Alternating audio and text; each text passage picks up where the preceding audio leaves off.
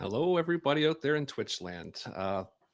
My name is Ryan from the Illusion Horror Con. I'd like to welcome everybody for our bi-weekly streaming series. This is only our second time in, but if you're here for an exciting conclusion to The Things, a finale inspired by the John Carpenter movie that The Thing, and the Illusion Horror Con would love to welcome back our GM of this particular series, Phzoul. I'll be bringing him on in here in a sec, and I'd like to thank my returning players, Cameron, Yarnage, Perry, and myself. And thank you for everyone who's joining on stream or who will watch this later. Plan is these will run on Twitch going forward. We're going to try to see how this works. It'll be presented live here, and then it'll be uploaded on YouTube about a week later, and we'll continue various different stories on a bi-weekly cadence, and we intend to explore different systems. Cult being one of them, things from the Flood, and more from the one-shot RPG system. All kinds of plans, all kinds of things we want to do, want to get to, and happy you're here along for the ride. And from here, I'm going to bring on the GM and players, and they're going to give a little bit of introduction about themselves, and then we're going to jump right on into it. And I'd like to welcome back Phzoul. Welcome, Thank you, Dave. Ryan. Hello, thank you. Hello, Twitch, Illusion HorrorCon followers. Yep, just excited to be here and to jump into it. So we've laid the groundwork in part one, and now we're going to tear it all down. Nice, and we'll try our best to keep it up for a little bit at least. And from there, I'd like to introduce the security chief, Harry McAllister, played by Cameron. Hello, everyone. I'm Cameron. Nice. Welcome, Cameron. I'd like to thank you for coming back to finish this off. And next is the XO of the facility here in Cerberus, Alexander, played by Ryan. Good evening, everyone. I think I did a great job last week of getting all my terrible dice rolls out of the way, so it's just going to be smooth sailing tonight. Definitely hoping for some some of those dice rolls to kind of go in the other direction this time around to put some pressure on our lovely GM. And last but not least, the scientific part of our team, played Dr. Bell, played by Perry. Hi, Peregrine. I'll be playing our science officer this evening. Awesome. And glad to have everyone back. And we'll just start with, we'll let our wonderful GM, Phzoul, take it away. Go ahead, Dave. Okay, well, we might as well jump right into it, but I'll just give you a quick recap in case you, for those viewers who I guess didn't watch the last one, and just to kind of let you know where we're at. So the characters have been assigned to the Cerebus mining facility. It's basically an Earth-run facility that mines aurorium, and aurorium is essential to FTL drives. So this actual setting, even though it's inspired by The Thing, which took place in Antarctica, this is in the far future. But our characters have a special mission. Essentially, intelligence have reported that there are that the colonies, there's a separatist group looking to separate the colonies from Earth, and they're looking to sabotage the station. So that's kind of the primary mission of our characters. However, that is complicated by the fact that there is a research lab on this station that is housing a specimen, a thing, Dr. Sinclair, who used to be human, but now is something else. So where we left off, it was a bit of a tense situation. So thanks to the wonderful speech by the XO, the miners in the pit are are appear to be ready to riot. Um, but before we get to that, we're actually going to start with Dr. Bell, who is the only character who's outside of the pit. You're up in the upper levels of the station. And before we jump in with you, I'm going to now introduce kind of a new mechanic, or it's a mechanic the players were aware of, but we didn't really use it last time because it wasn't called for. But essentially, this being the thing, paranoia is an important part of this type of game. So um, there's a thing called the percentage chance of being infected, and basically depending on the character's actions, that percentage could go up. And one of the primary ways that it goes up, besides, I guess, coming in contact with a thing, is being isolated from the other players. So I'm sorry, Perry or Dr. Bell, I'm going to use you as an example here. So you've been separated from most of the group, and you're also the only character who's been in the same room. You were separated by glass, but you've been in the same room with the thing. Uh, but the other characters don't know that. As far as they're concerned, you've been up in the labs, you've been doing things. So uh, we're actually going to increase Dr. Bell's percentage of being infected, but we'll do it mine. I'll just do it by a die 10. So could you, for the first roll of the night, could you give me a die 10 roll? And and uh, and we're going to increase your percentage infected by that number. 8. So how does this play out? Essentially, at any point where characters are tested. So, for example, they might do a blood test or something like that to determine that they're a thing, or it's a dramatically appropriate moment, as in the climax. Uh, Barry, I'm going to ask you to roll percentile dice, and if you roll 8% or less, then unfortunately, Dr. Bell isn't Dr. Bell. He's the thing. So we're just going to be. So I'll come back to the screen periodically to remind the players what that number is. This is a meta mechanic, but use it as your players. Just kind of represent your paranoia. So you know that right now your character is like Dr. Bell is an 8% chance that it's not him.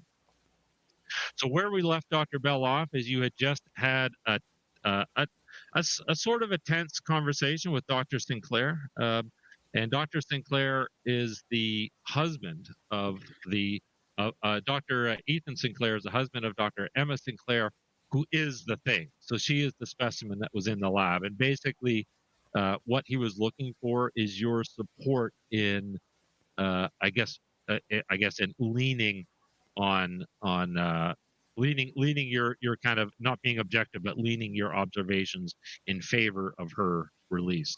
So you just left Dr. Sinclair, and if you recall, so James Ward was a technician that worked in the lab. He no longer does. He did approach you with some concerns, and he had and Dr. Sinclair, I guess when you parted, had basically forbidden you to continue to speak with James Ward. So in the aftermath of that conversation, I think you were over near your quarters area. What's going through Dr. Bell's? What's going through his mind? He thinks that Ethan's emotions have like completely clouded his judgment. Like, there's a chance that Emma is still in there somewhere, but he saw that he saw her face twist into something else that's at the very least not completely her. He thinks that we should go about this as objectively as possible. And while he's thinking this, he is actively looking up that other person's. I think his name is James Ward.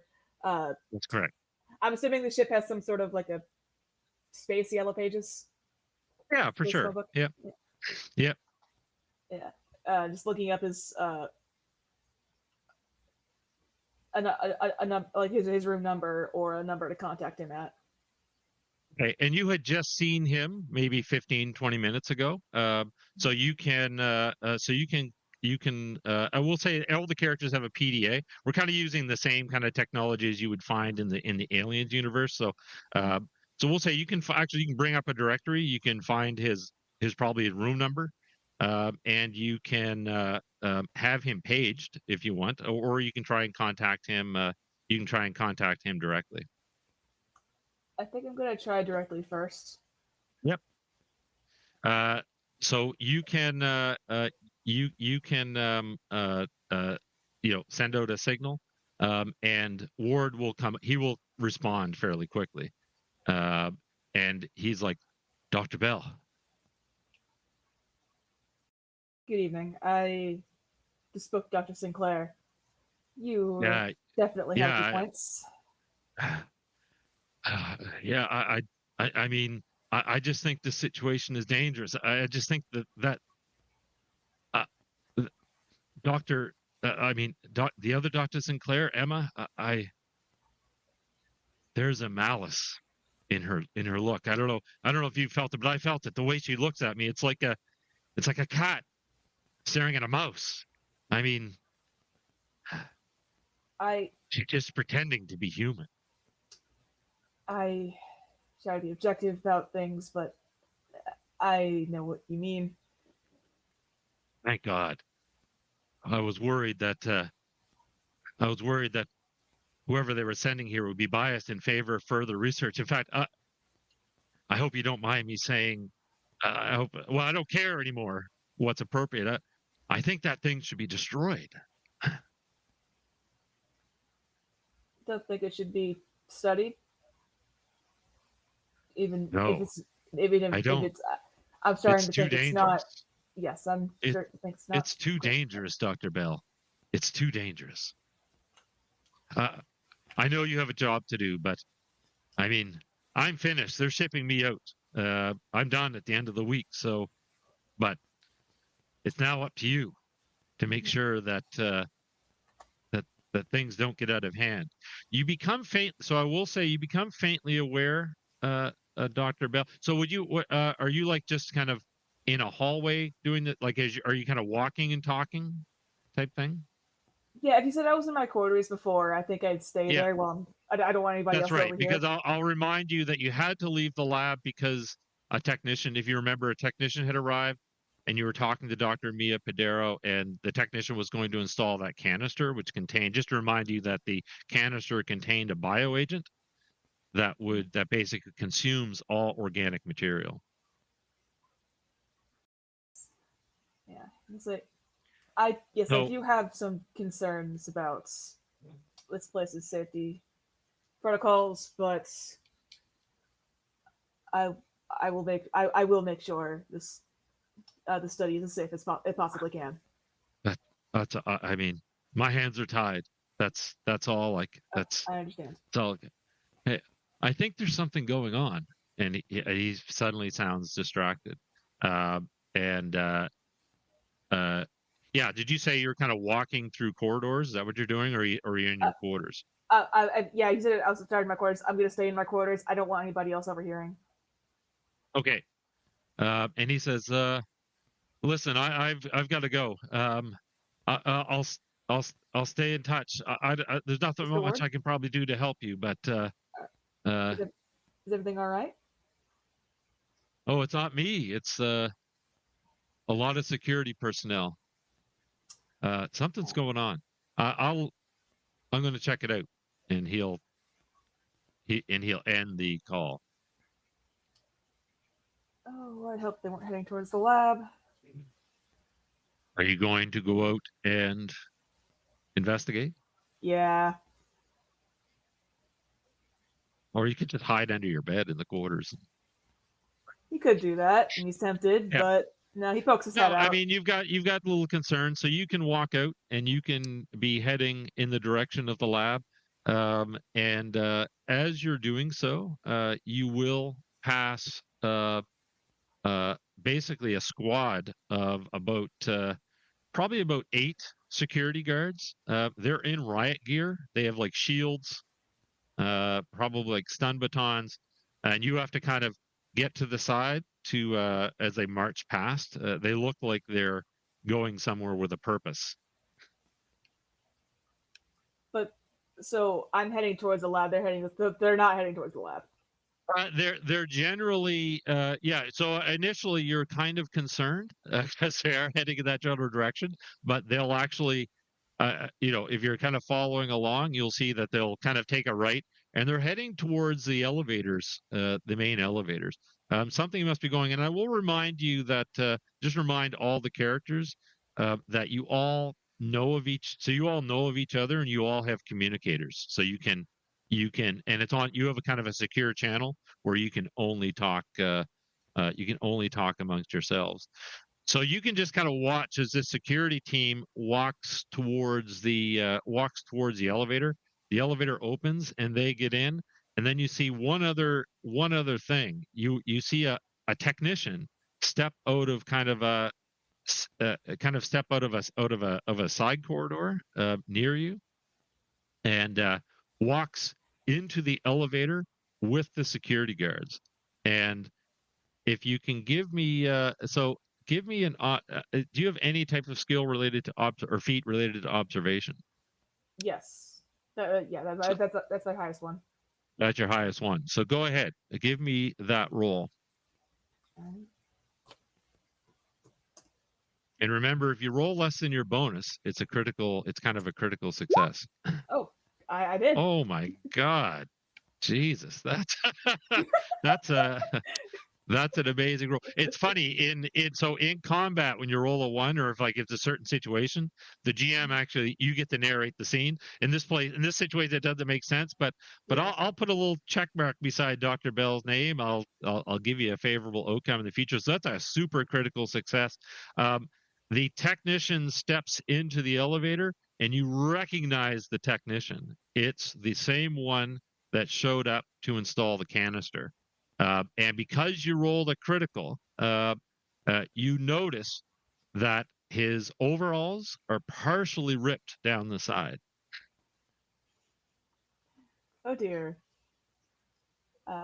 I'm gonna duck into an alcove and use our private channel. I'm just going to throw this out there, but you don't. So the lab is just down this way. Because you rolled a 0-1, I'll give you the opportunity that if Dr. Bell wants to also jump into the elevator, you can. And normally I wouldn't have done that, but because you rolled a 0-1, that's the option. But that might not be the smartest thing, or it might be, maybe it's a necessary thing. I'm not sure. So there's 8 security guards and this technician.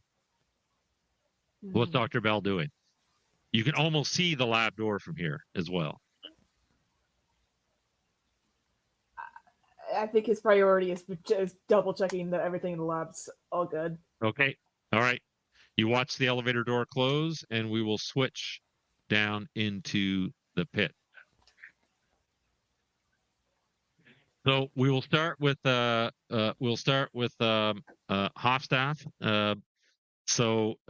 When last we left Clyde, you had followed. So the situation was that Royce Baxter was upset for being shorted on his quota, and he believes that the company, the Earth-controlled company, of which Todd Hutton is the representative, is the one doing it, just so that they don't have to pay bonuses. But you left that situation because you noticed that Conrad Kent and Frank Tobin, who are both diggers, you noticed that they were acting a little bit suspicious.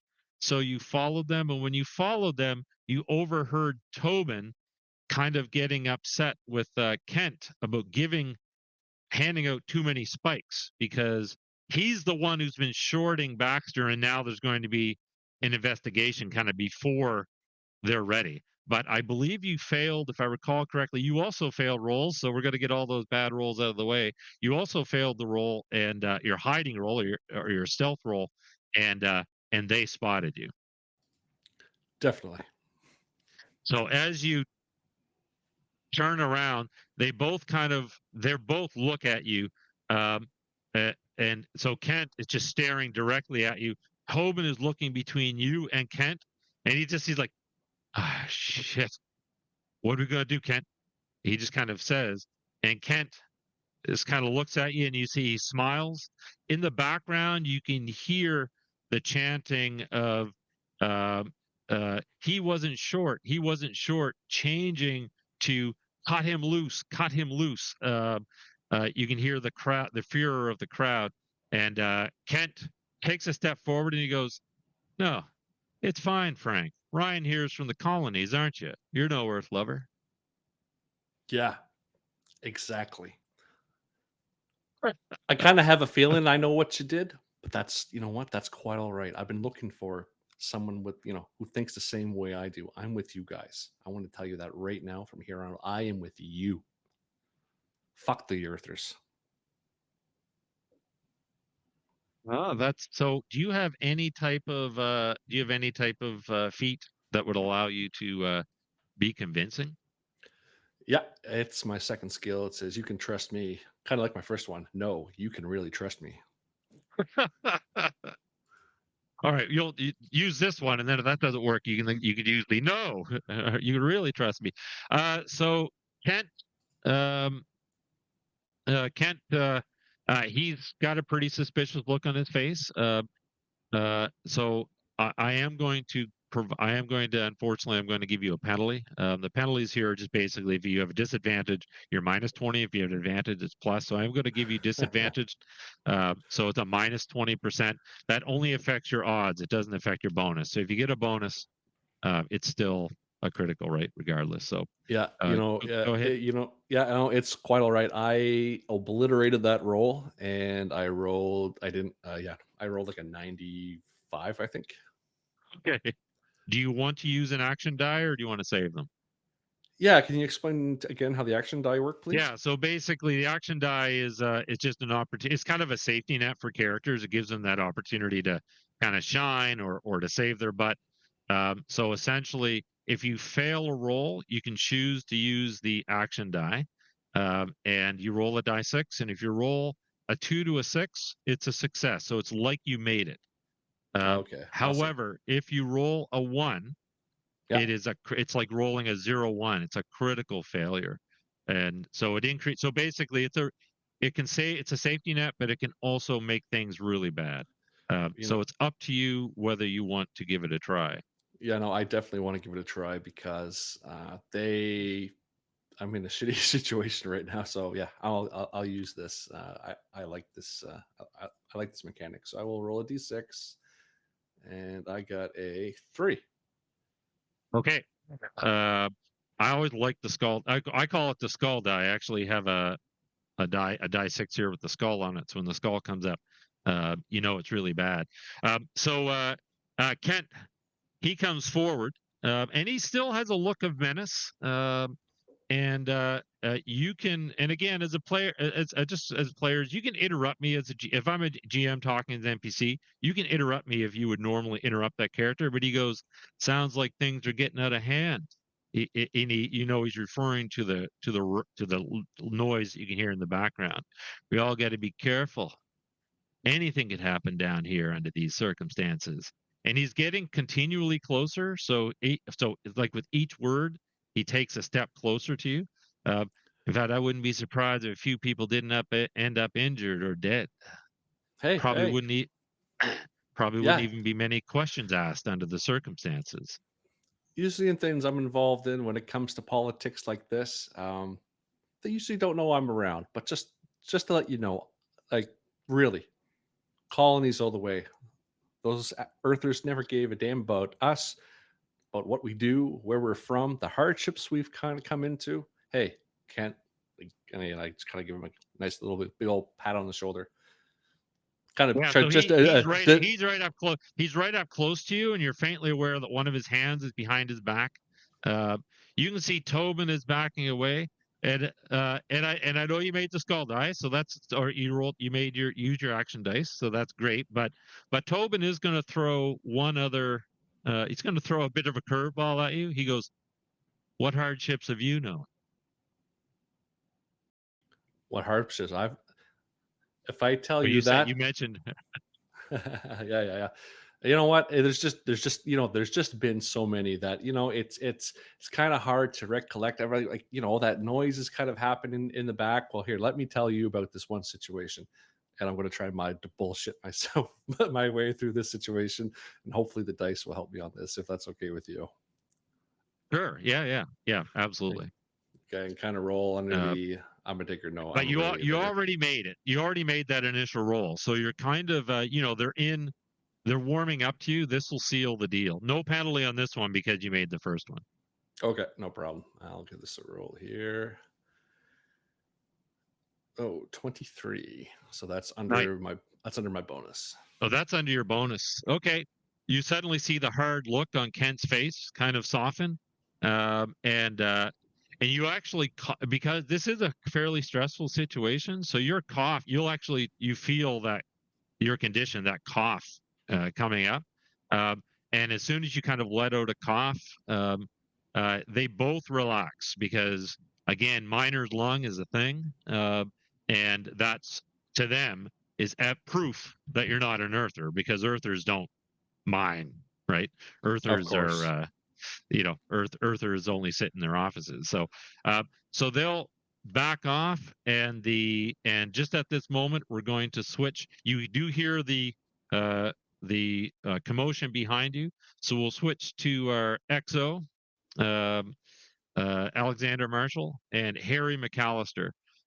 So the miners have kind of fanned out, and they're kind of blocking, like they're blocking your escape, essentially. You've handcuffed Royce Baxter. Todd Dutton is on the ground. He got hit with a mining laser, so his leg is missing, but it is cauterized. Brielle Wright is with you. Her taser comes out, and she's standing kind of beside you, Harry. She's like, "Backup's on the way. We just need to hold out." But you can see that she's nervous as the crowd is starting to get really amped up. And Oh, go ahead. sorry, when I last time I tried to give a speech to essentially calm everyone down and failed horribly. The animosity they have regarding kind of being shorted over the past little bit, is it seem that like they're mad in general, just kind of raging against the machine, or is it, Alexander is the new in command? Are they pissed at me? No, you don't think it's anything personal. Okay. For some reason, so Baxter isn't the only one who's been shorted lately. So you kind of get that tension, like it's just against the company, so to speak. And their chant has shifted. They're now basically demanding that you cut Baxter loose. Cut him loose. Cut him loose. Cut him loose. One of the guys, some guy will even throw like just a piece of equipment kind of lands at your feet. But so they've shifted their focus from their anger from being shorted to now they want you to cut this guy loose. Backup's on the way, but so what? I whispered Harry? I whispered to my XO, "Do you want me to take a shot at a speech this time, sir?" Be my guest. Maybe they're I more say- likely to listen to you. I shout, Listen, I'm going to give you a bonus action dice if it ends with "make my day." All right, so go ahead.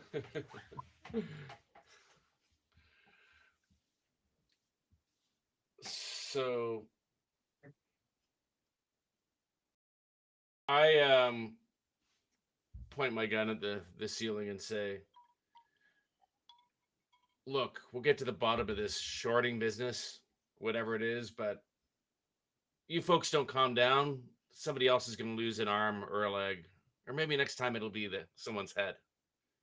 And I'd like to roll. Yeah, go ahead. That's a good dirty meanwhile, Harry. I'm saying, speech. "You? Is it you? Are you going to lose an arm? You feeling lucky, punk? You going to lose a?" They'll back away. And just to confirm, when Brielle drew her taser, you drew your hand cannon. Oh yeah.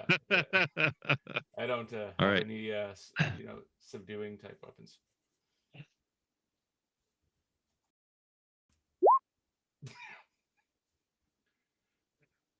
Okay.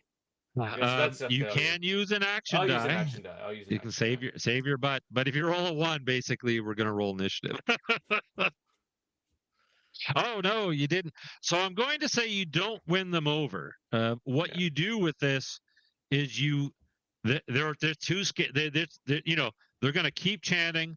They're going to keep kind of, you know, trying, you know, yelling at you, cursing, maybe throwing the odd thing, but they're scared. You know, they know that you are serious. So nobody's really willing to kind of be that sacrificial lamb and step forward and lose a limb. So I'm going to say you can effectively keep them at bay until reinforcements arrive, unless you want to do anything else. No, I'm gonna just keep a close eye on everyone, and I'll point my gun at anything that Okay, displeases me. so you're keeping them back. So uh, Clyde. So Kent and Tobin, they kind of back away from you, and then they turn and they kind of they're kind of getting out of here. What are you doing? Can I kind of go with them to kind of see what I want to see what their end goal is, because using kind of Gen Alpha here, I need to kind of suss them out. So you know, I want to try to keep up the act and kind of follow Oh, them while see, what. so not kind of not shadowing them. You actually want to say, "Hey, can I come along with you?" Yeah, just That idea.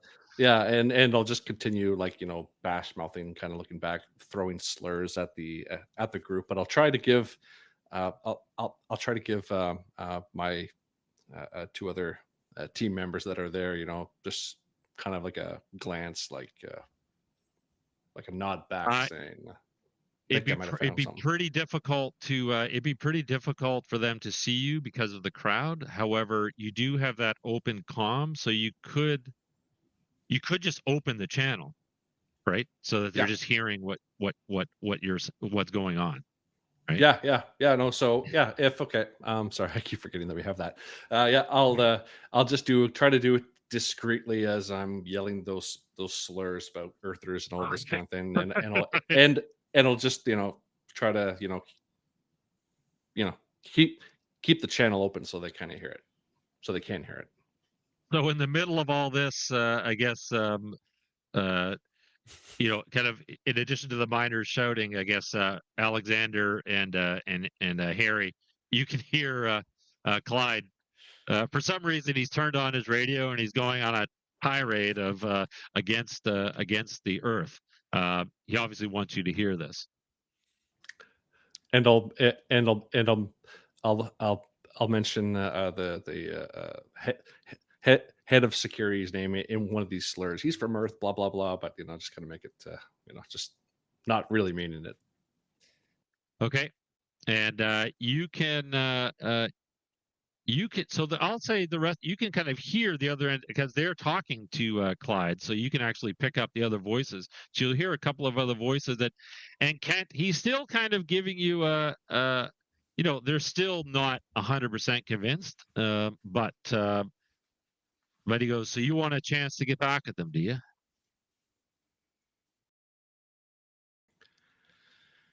Yeah, All right. yeah, How definitely. far are you How far are you willing to go? I need to know how far you are comfortable with going. There's no This is line. There's no line, son. excellent. Well, I think we're following the same kind of train of thought here. Okay. Is what And is oh, sorry. Go ahead. no, go ahead. Okay, so you can be heading off with them, and I'm just going to switch back to Dr. Bell for a quick second. So, Doctor, you arrive at the lab. Uh, the door opens. So remember before it was kind of going to be secured when they were fixing things out. So as you enter the lab, you see immediately see it's empty and that the cell that Dr. Emma Sinclair was in, the glass is basically cracked. There's blood splatter on it, and it's open. It's been compromised. Oh, immediately they're gonna open. He's gonna open his channel and say, And then Not to a James Ward steps out of Sinclair's office. Whoa! Stay right there. You see what happened here? I mean, I was trying to find Sinclair, or I saw Sinclair, and I just thought something was up. I'm human, though. I wish I could believe that. No. This is Dr. Bell. It's me. I'm on your side, remember? And I'd also figure that's about 50-50 chance. So why don't you stay over there? And then No. They're just gonna lock me up. No, we got to stop this, and he's going to leave. No. Gonna block the door. Hold on, let me look at my equipment. No. Yeah. Yeah, just gonna if block you the door. didn't specify equipment, you can have anything reasonable. You can have. Blaster's not reasonable. This is a multi-tool. How big is it? Is it like a Swiss, or is it like? Let's say it's probably maybe about 6 inches long or something. Like, it's a half decent size. We'll say it actually. There's parts of it that can extend, right? You can fold out, Yeah. or yeah. Take up one of the little metal bits at the ends and like hold on. We're gonna hold it up like a weapon. Yeah. Like, hey, we're on the same side. We're wasting time Probably. here. I need you to understand. You were the one that was so worried about this. You would think you'd understand my concern. I know. I'm just freaking out. And you can note one other thing. No need to make a roll for it, Mhm. but you don't see any sign of that canister, so it's not here anymore. Great. So that canister, just a reminder, was basically airborne bacteria that when they come in contact with organic material, they consume it. So it's a perfect weapon against this thing because when it doesn't have anything else to consume, it consumes itself. So basically, the things would consume themselves. Awesome. He's just gonna point at where it should be and say, "Was there a canister there when you walked into the room?" Oh man, it wasn't. That's that thing, right? I saw a memo come through before I got fired. It's some type of failsafe, right? Yes, and now it's missing. I I think you didn't should see sit it. in one of the chairs. I didn't see it. It was already, whatever happened here was already done. It was already over. I'm telling you. We got to work together. We will figure that out. Go sit in one of the chairs, please. And he's kind of pacing back and forth, and he's going to make a lunge. He's going to make a lunge for the door. And so before we roll on that, I'm going to switch back to the pit. So as the tensions are going up, so Clyde, you're still in the area. You can still hear these guys are kind of skirting around the crowd.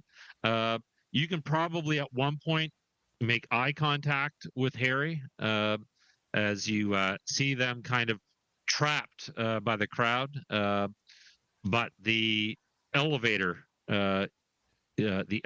will actually, you can see the main elevator is coming down. And so did you want to do anything, Clyde, when you make eye contact? Yeah, just kind of do kind of like a head nod to these two that I'm kind of trying to get acquainted with to just kind of point over to that I might have found who I'm looking for. Okay, you can do a head nod. So Harry, you see that head nod.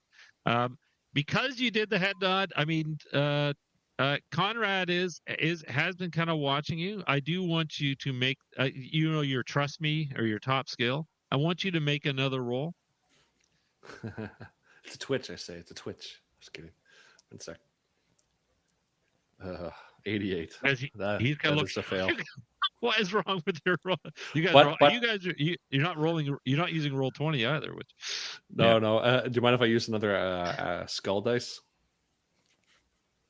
It's up to you. Yep, you're burning through them, but yeah, it's up to you. You can do it. Sure. Yeah, I don't want to blow my cover right now. So yeah, Oh yeah, I'll roll this. Roll this d6. Just 1 second. I'm using online roller. You rolled a 1. Yeah, I did. Harry, when when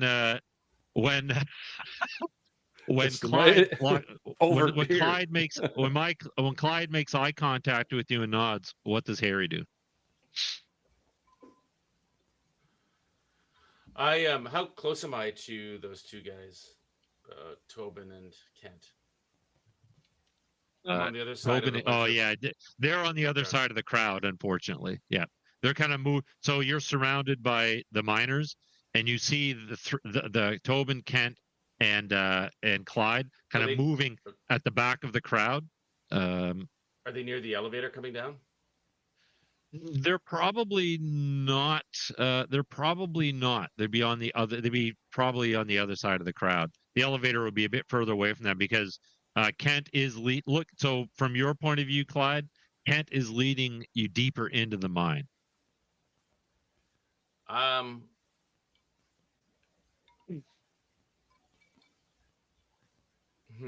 Okay, so what's the? I guess if we could go back to the.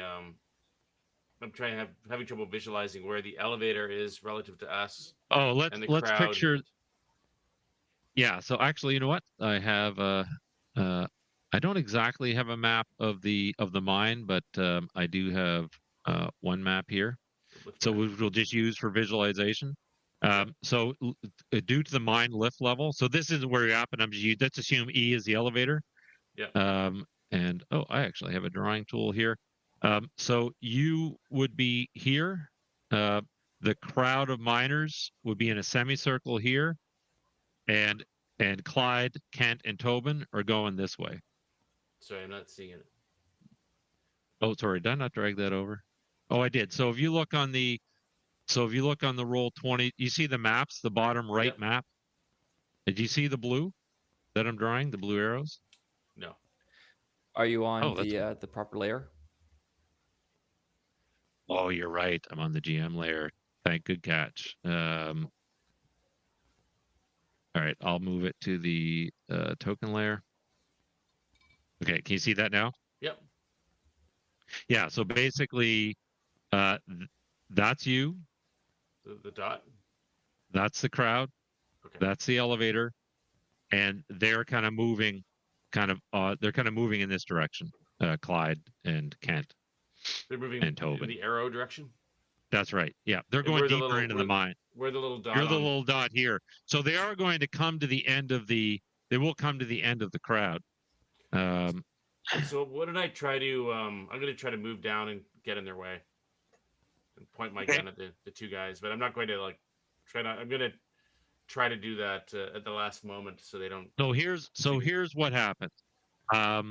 You're kind of like, oh, these guys must be involved. So Clyde, to your, I don't know I mean, it sounds like Harry just points the gun right at Kent and Tobin. How does Clyde react to that? I'm assuming that wasn't your intent, or maybe it was. Yeah, no, Harry. Yeah, no, Harry.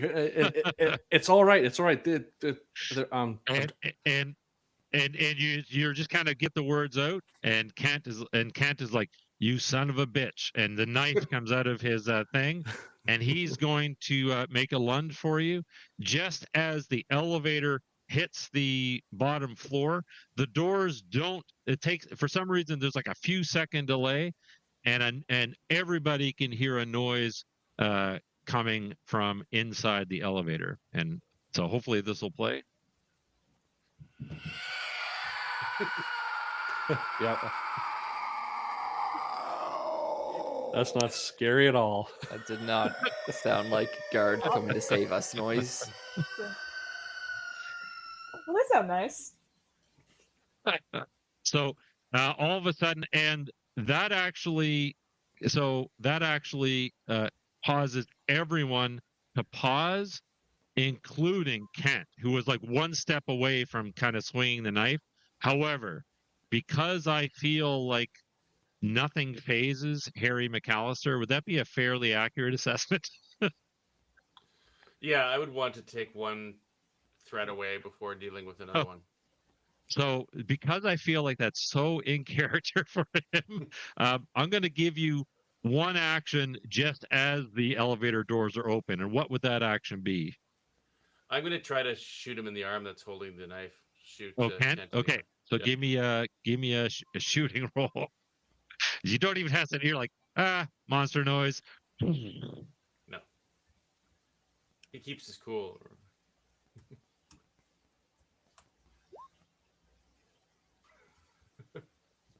So, My God, has there been one successful roll yet tonight? You can use that's going to be a miss. I think you can use an action. I'll use an action. Okay. Yeah. Or burning through those. We won't need them. Perfect. I was going to say if you'd rolled a 1, you would have shot Clyde by accident. No. Just a meat so shield. the gun goes off. Kent takes it in the arm. The knife goes flying. He flies backwards. And in that moment, the elevator door opens. And as the elevator door opens, you can see that there's this technician standing in the middle of the elevator. His head has completely distended, and tentacles are writhing out of his body.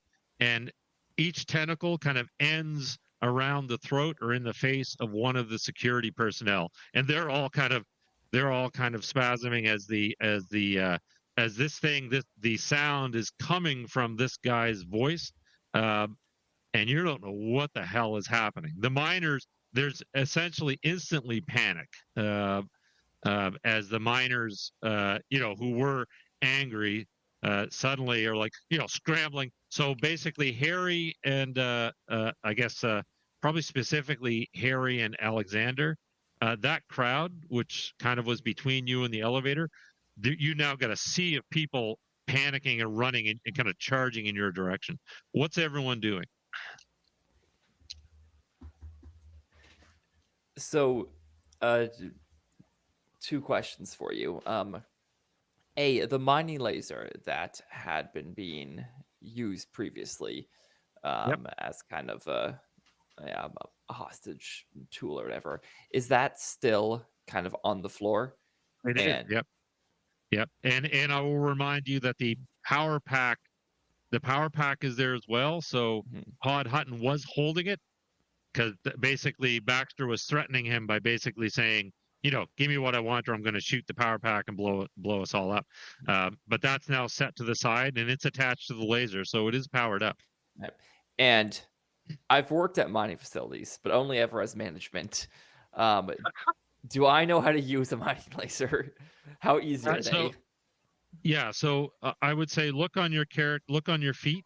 They're probably pretty straightforward point and click type thing, with maybe a variable power setting. But look on your character sheet and see if you have a feat that would apply to using one. If not, you'll note that your last feat is everything else, which basically means you have a 50% chance to do anything. Yeah. I do have I do have small arms training. This doesn't sound like small arms. Yeah, it probably isn't, but still, you have 50% chance, and you have your action die, so a little bit of a safety net. So is Alexander? Are you going for that? You're going for that weapon? Yeah. So if I can, I'm going to attempt to grab the laser, and I'm less sure about kind of the space here, but the first thing I'm going to try to do is get to a position where I'm not going to be imminently mauled by the kind of mob of people. They're running. Yeah. They're not running at you with any intent to attack. They're just panicking. So they'll literally kind of run around, scramble. You could get knocked over. You could get trampled. I mean, those are definite risks. But we'll say that you're probably by like a mining tractor or we'll say that you're like standing next to a larger vehicle, so you can kind of take cover there. One of the loaders that carries the quota of the ores. You can do that. So you grab the laser, no roll required. Harry. Yeah, I turn my gun and try to take a couple shots at the technician thing. Yes, you're gonna fire over the miners' heads, kind of right or between them. Yeah, I'll try not to hit any So of them. so Possible. for this round, go ahead. I am going to give you a 20% penalty just because effectively the crowd is giving the thing cover. Yeah. You can't quite get a clear shot. Success. That's going to be a hit. Yeah. So assuming that you have the best, it's one of your better skills, whichever, if I It recall. is. It's 80. Yeah. Yeah. So the round you fire, and they do fire. These are like bullets, so they fire projectiles.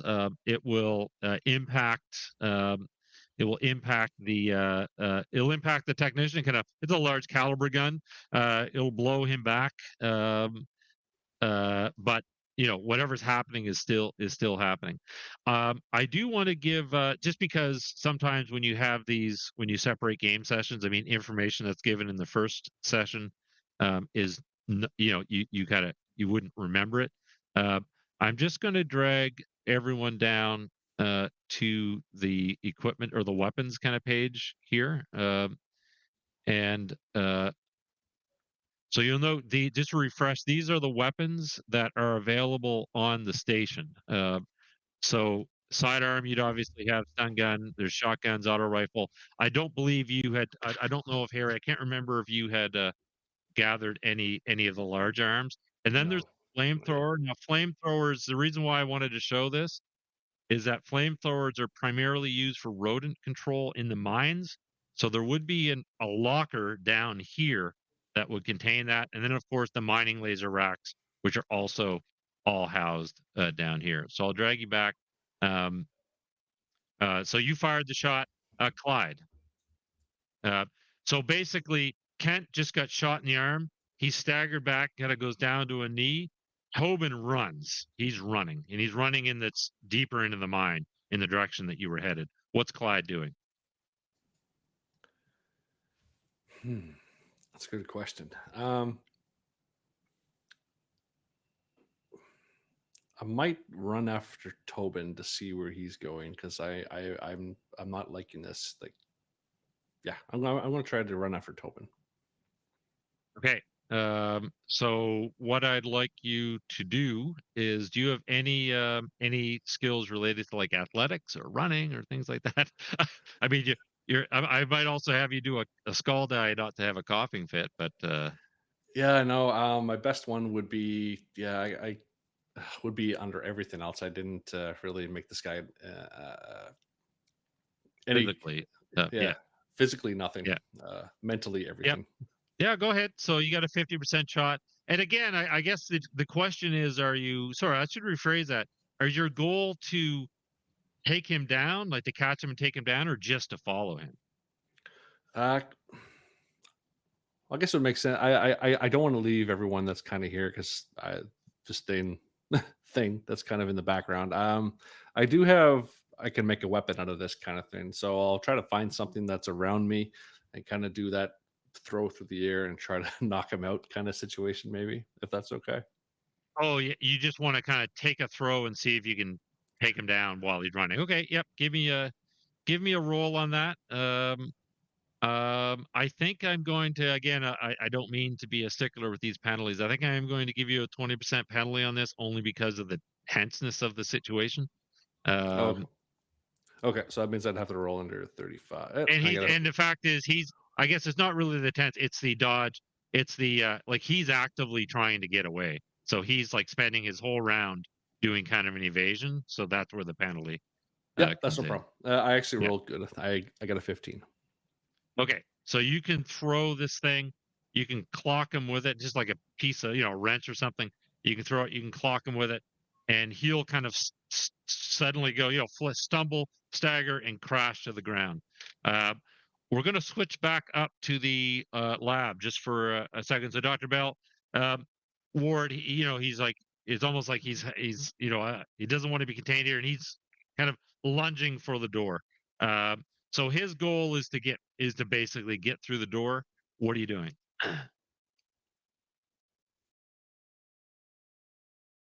Perry? Then realizes if Ward's actually the thing, that's not going to go well, and just steps aside, lets him leave. And let him leave. Okay. Yeah. All right.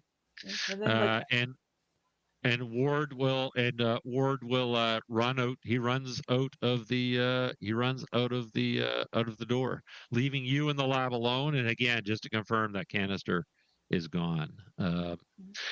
I hate to do this because this has nothing to do. This doesn't mean that Ward is the thing. You don't know. He could be. He could not be. But I'm going to get you to roll. Again, you're just in situations where your character is by themselves. Give me another die 10 roll, please. got it. Again, this represents the paranoia that the other players are going to feel when around your character in the future. Okay, so It's 2. 10. So basically, you're up to a 10% chance that you're not who you are. So Alright. So what do you do now? I'm going to open up the private channel and contact the others. Excuse me. I don't mean to alarm anyone, but the specimen has escaped. I'll probably yell back and say, where? It's down here in the, and I'll say whatever, the pit is what it was called. Pit, yeah, they call it the pit. Yeah. That is unfortunate. However, if you're able to do so, I highly recommend quarantining the area. Nobody goes in, nobody goes out. It's perfect mimic. Yeah, it's gonna be a problem. And like 100 miners are like, they're running all over the place. You and Harry. So basically, the miners are running in all different directions. So Clyde, you're still within visibility range of these guys, so you're kind of in a group. So the technician thing backs away. One of the security guards, he staggers. So the tentacle kind of breaks 3 of them, and he staggers out of the elevator. And as he does, his upper body just explodes into a mass of organic, kind of almost like a spider-like creature, a mass of kind of organic bulbous material. And he just charges and takes down one of the miners. And you can see that even as the miner goes down, those tentacles they kind of lash out, and they immediately just start to melt into the miner's face. What are you guys doing now? I will point out that they're just, again, because I don't expect your characters would know the layout. I wouldn't expect you players to know the layout here, but just assume just like any facility, there's not going to be like only one elevator. There are other elevators up to the upper levels. This is just the main kind of, one of the larger elevators, but there's other elevators around. Right. So no particular order. I mean, this is just unfolding. You're not immediate. It's not like initiative or anything. So just, so what are you doing? The miner's screaming. So when this elevator came down, and the thing popped out, how many entities were in the elevator when it came down? Just the 2 of them? You're not 100%. You're not 100% certain, but you know that the elevator was full of security personnel. So let's say, well, actually, you know what? Being a commander, you're probably really good at doing head counts, assessing situations. So I'm going to say you think there's probably, 8 to 10. There were 8 to 10 people in the elevator. The technician was standing in the middle of them, and the other 8 security guards, there was tentacles on all of them. So one of those security guards has broken free and has charged out into the pit, exploding into this monstrosity, taking down a digger, but the others are still in the elevator. All right. And you said there's multiple elevators. There are, yeah. Right. Yeah. And the ones in the elevators, what do they look like? Do they I guess do they look human? They do. So it looks like 8 security guards being strangled by tentacles. That's what it looks like. Oh, okay. And where are these tentacles coming from? The technician? From the technician who's standing in the middle of the elevator. Okay. So if you imagine he's in the middle, they're all around him, pressed up against the wall, and the tentacles are basically kind of choking them out. Now, the technician thing, he did take a bullet to the torso and staggered back, but or I'm going to then, if I have the laser, mine laser on me, I'm going to attempt to shoot into the elevator to hit the one strangling the security personnel, and try not to also cook them in the process. Okay, go ahead, make a roll. All right. So yeah, I have small arms, but I don't think that applies here. So just a straight. Oh, geez, 50. two. Now you are all making your rolls. Oh, So, no, that uh, no, that was Peregrine who got the 2. I got the oh, sorry. 94. Oh, yeah, sorry. Oh, and okay.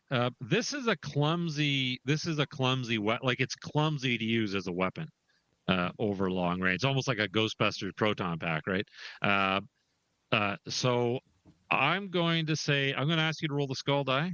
Yeah, I was gonna say I would like to use an action die. Okay, yeah, you can do that. Go ahead. Yep, make your if it action die. especially since failure here might involve killing some innocent bystanders. 2. That's fine. So it hits it. You can roll your damage. So the damage on this thing is 4 die. Just roll 4 die 6 times 10. It's pretty OP. All right. But like I said, it's kind of clumsy. 140 damage. Wow. And so you hit this thing, and so if you see the head and the body and the arms, the body is basically gone. It hits it, it kind of vaporizes it. The tentacles kind of they all kind of almost like become snakes, their own kind of entities, and the head just falls to the ground and rolls. But the main body of the thing has been obliterated. Harry, what are you doing? So what's left to shoot at? I guess. So these.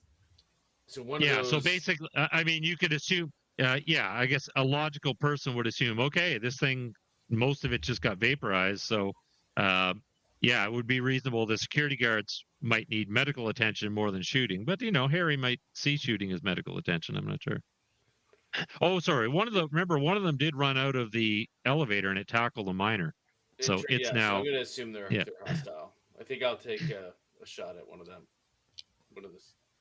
You want to shoot at the one that's left the elevator? So the one that left the elevator, it took down one of the miners, but it's still. It looks exactly. Okay. Yeah, absolutely. Yeah, it's basically. Yep. Yeah. Go ahead.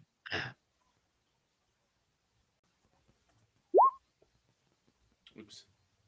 I'll use a skull die. What a crazy night for, again, it's just rolls. It's funny. All right, give me the skull die.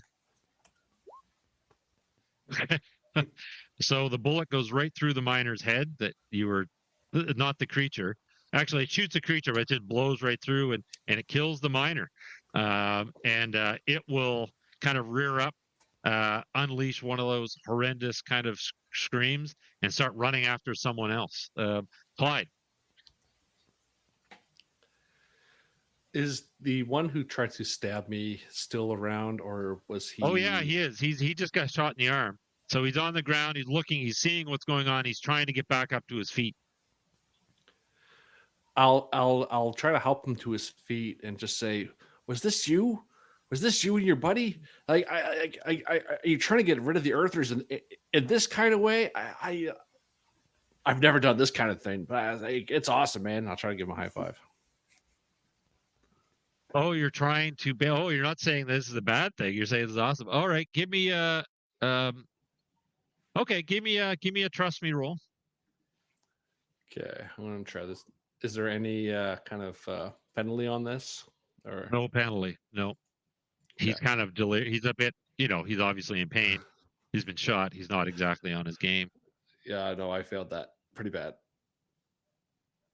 Okay. Another night. He just kind of he looks at you and so he doesn't believe you. So he's not going to but he'll actually say this wasn't us. This was you, as in Earth. And like Earth, son of a bitch. And he gets to his feet and he's gonna try and run. We'll play the scene. Though. So when he does that, are you going to let him go, or are you going to? I'll just say I ain't no fucking earther, and I'll try to just kind of. I'm not done with him as this kind of thing's going on, but I'll just try to subdue him. All right. Well, you just give me a roll. You can just. I mean, in this case, just because he's wounded, if you want to just kind of push him back to the ground, you can. You know what? I'm not going to even do a roll because I'm too scared of these failed rolls that are coming. So, and this isn't that important. So, as you step forward, so he goes to he goes to try and get away again in the same direction that Frank was running. But you can just push him to the ground, and again, his arm is kind of mangled, so he just kind of collapses, giving you a stare. Dr. Bell, I mean, you're kind of hearing this over the radio. What are you doing? They're frantically looking through all of Dr. Sinclair's notes, trying to find anything on any weaknesses, tests, or device or plans for a device to figure out who's Give me infected. so obviously the canister, but give me a roll on the computer. Give me if you have any type of feat that's good for research or Data analysis. yeah, perfect. That's a great roll. Yeah, All right. very applicable.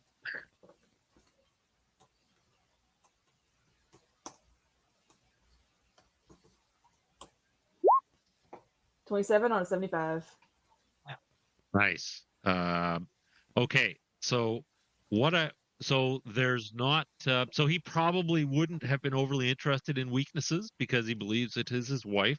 But what I will so the canister obviously actually I'll give you fire. So fire is probably because there would be kind of just biological write up. So fire would be the most effective means of dealing with it. Bullets and stuff it can change shape. I mean, a bullet it just heals, right, or it alters its shape. So bullets will slow it down, but fire will kill it. But what I will give you for your successful roll is you can notice. So he was given a command code that allowed him to override security protocols. So I'm going to give you. So you have that command code that he received and you can use that. So if you can get to the command center, you can punch that into the system and you can get the name that's associated with that command code. Okay, so what? I'm sorry. What exactly does command code do? So he received kind of like a password or an access code that allowed him to override security protocols, open the cell, open the lab doors, basically free this thing. Okay. So he kind of received that and he kind of received that command code. If you can get to the command center and you can kind of look up it's almost like an IP address. You can look up okay, who was this issued to? It wasn't issued to him because he doesn't have that. He doesn't have command level authority. You can actually look up and find out who actually gave him this. Okay. So in that case, I am going to look around for something better, something perhaps like a butane torch or blowtorch or anything that spits fire, while I call the others again. Okay. Excuse me. I have looked through Dr. Sinclair's notes. The specimen does have weakness to flame, although bullets will slow it down. If you see a canister looking like, and he'll describe what the canister looks like, do not open it. And you're kind of, you're kind of methodically giving these instructions over the comm and be down there, and you can hear kind of like screams and yelling. And this next round, so the other 7 security guards burst out of the elevator, and they all transform into these things. The one that you shot, Alexander, the technician, you'll note that its arms. So you basically the body disintegrated. So there's arms and legs and a head left. You can actually see they're starting to move, and one of the arms is actually starting to pull itself along the ground. What do you guys want to do? So if all the other ones in the elevator are thinking out I'm not sure how wide a beam this laser is and how long it. No, it's because it's for Okay. mining, it's fairly focused. So you can only Right. shoot one at a time. I mean, your brain is telling you, okay, this situation is spiraling. It's not getting more under control. It's getting more out of control. Yeah. No, and you said there are other elevators in the. There are. Yep. Right. I'll turn to Harry and I'll say, uh, I think we need to regroup with the doctor. I'm not sure if we can handle this. And I've got my cigar in my mouth and kind of just grunt around it. Agreed. Oh, Let's get out of here. at your feet, Royce Baxter, who's handcuffed, laying down. He's like, for God's sake, untie me, or uncuff me.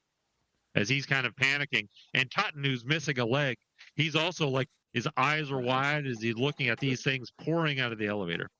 Tough situation. What do you do? And Clyde, you can get in on this too. I mean, basically, the three of you are kind of within.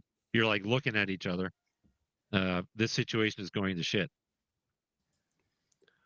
I'll say, do you guys know where you can find a flamethrower around here? Yeah, you know what? Because you're head of I guess here's the question: Would Harry be the type of person who would have read the briefing manual on the flight or not? No. No. Okay. So you can yell out, "Is there a flame?" You know there's flamethrowers. I know there's flamethrowers, yes, but You I don't know exactly where's the damn where's the security locker. Yeah. Give me do you have any type of feat which is about kind of commanding authority, kind of Intimidation. getting people's attention, and Intimidation. roll that, because as you kind of yell that out.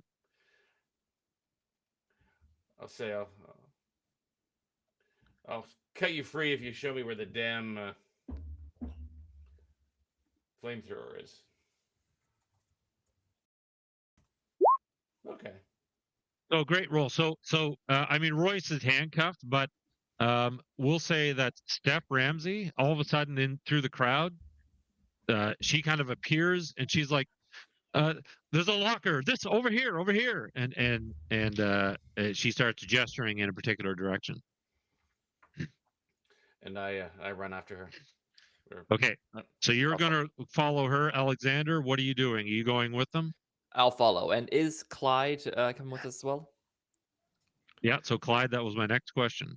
Yeah. No, I'm done with these two. Then I'll just remember Dr. Bell. So if Clyde comes and joins me, I'm going to, and I'll still have the laser up, but I'll look over at him and say, you probably know how to use this, right?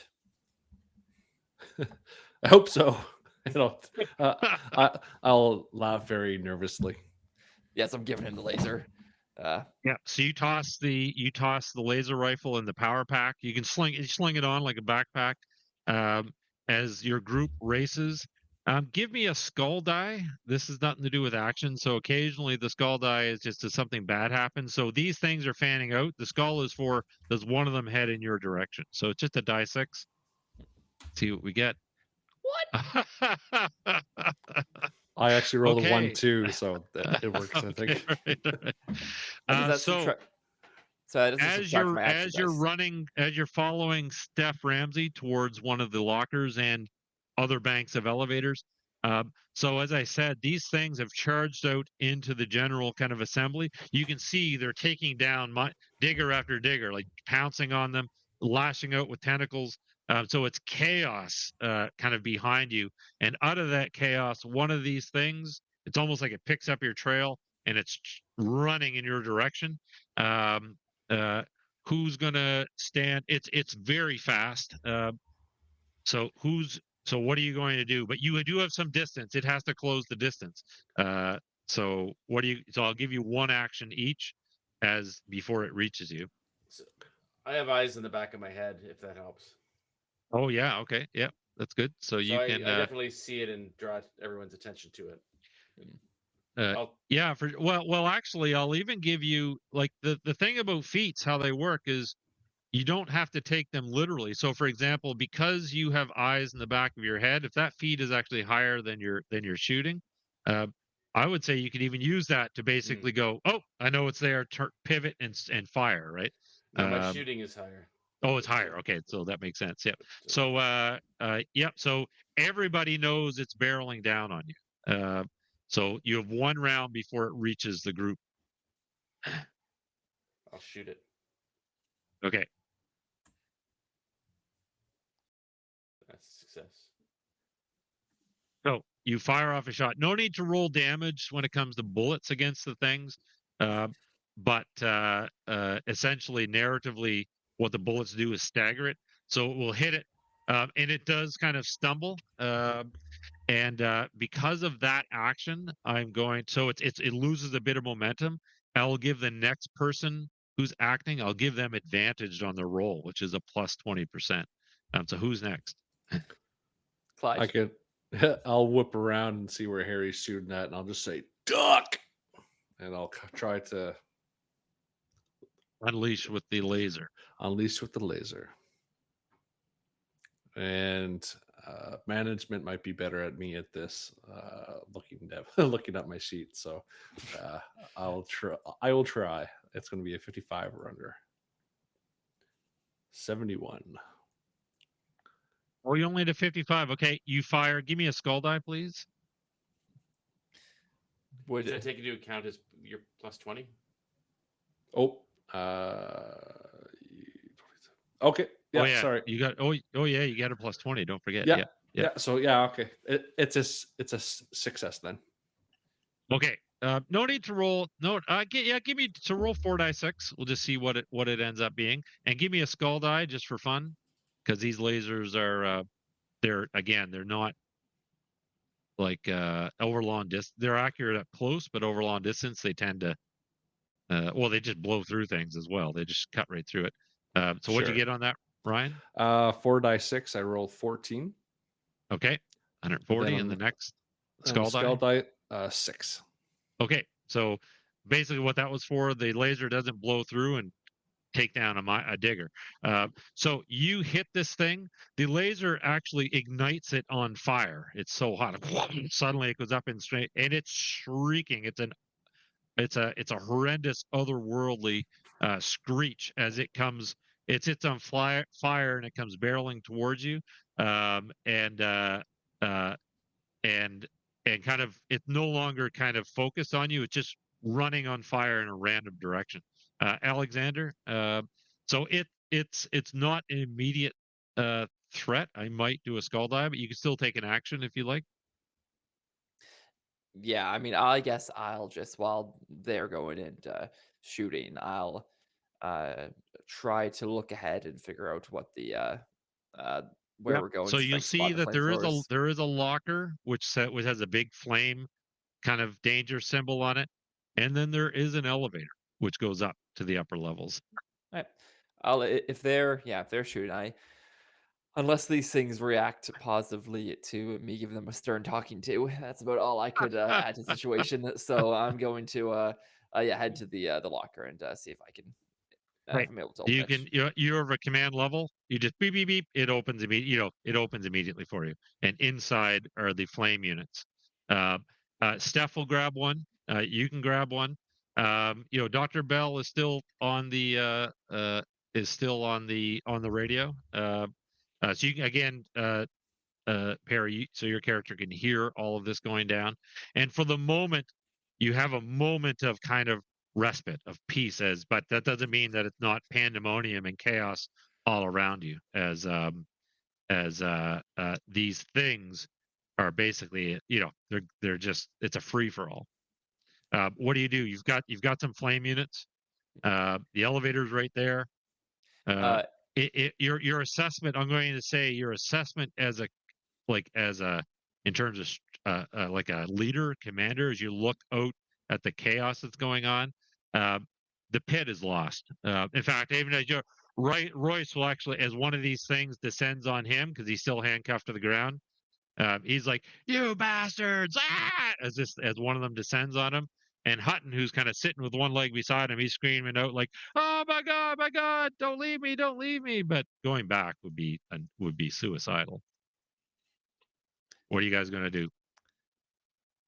Go to the elevator, I guess. Am I able to grab an extra flamethrower for You can, yep, Dr. Belmart? yep, yep. So you all get into the elevator.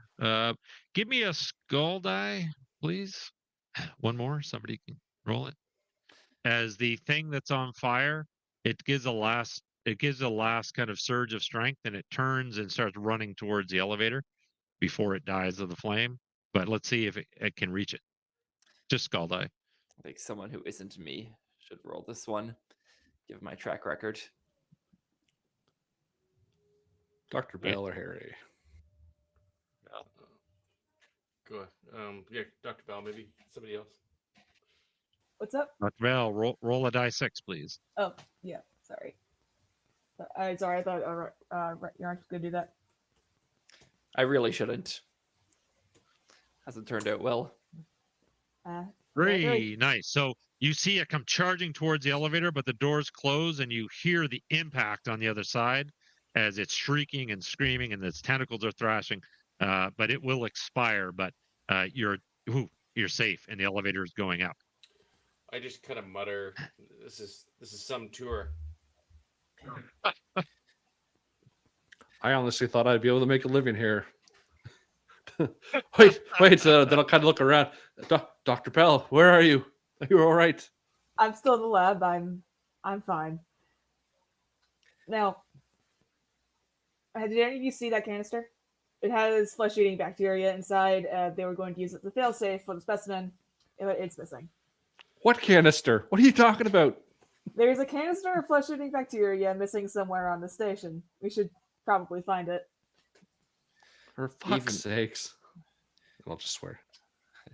I mean, even if we can find the... Though I do suspect Dr. Ethan Sinclair has it or knows where it is. There was a command code. We'll The find cell him. was open with the command code. If we can get to the command center, we could see who actually acts. We could check the computer and see who actually opened the door. However, I think I might stay here until you arrive with the flamethrowers. Dave, would we be, as we're talking over the radios, would we be a little bit suspicious because we haven't seen her in a while and all this kind of crap's going down? I know that's what there's a like this. So the whole point of the percent infection is that paranoia. So you it's a meta mechanic, but that represents your characters know that kind of represents the amount of suspicion that you have. There's a 10% chance that she's not the thing, and when the time comes, I'm going to get Perry to roll, and if she rolls 10% or less, the tentacles are coming out and she's attacking the party. So yeah, Okay, so cool. you can, when you arrive at the lab, you're right that would cross your mind okay, how do I know that this is Dr. Bell? Type thing. I actually make a motion to cut the radio communication while we're in the elevator. Okay. And I just say, so this thing affects other things by contact? Is that what we just saw down there? I think that's what it looked Well, like. visibly, what you saw is that pretty rapidly when it came in, when one of them tackled a miner, it's almost like it was absorbing them and a change, and they were becoming another one of these things. So yeah, it basically can, it's spreads through contact. We should be careful of whoever we encounter up there. We're gonna have to be careful of everyone if that thing's So able to you spread like realize that. you realize in this moment that Brielle Wright, the other security person, you realize in the chaos she's not with you. Somehow she got separated, which means she could still be in the pit. You're not sure. So when you reunite with Dr. Bell, you're a little bit suspicious, but I mean, Bell was trying to help you on the radio, told you about the flame, so that eases your concerns a bit. So what's your next? Once you're in the lab, what's your next move?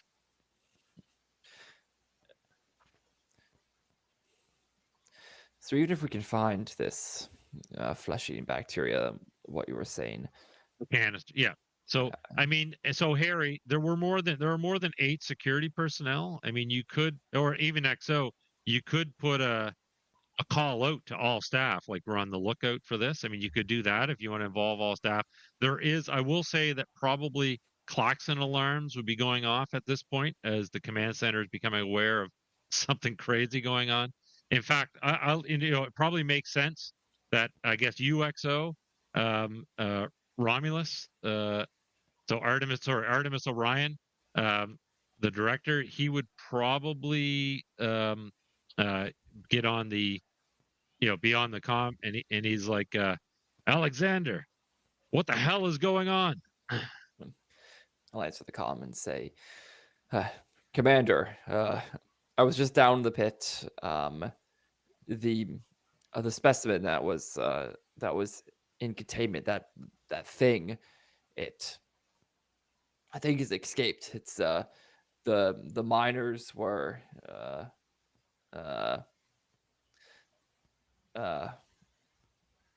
upset with some things, and then the creature broke out and it attacked everyone down there. We were barely able to escape. What's happening from your side?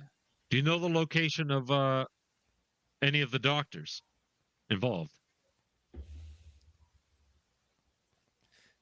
And I wouldn't. I mean, I know Dr. Bell's location. Dr. Bell, you have Dr. Bell. Mhm.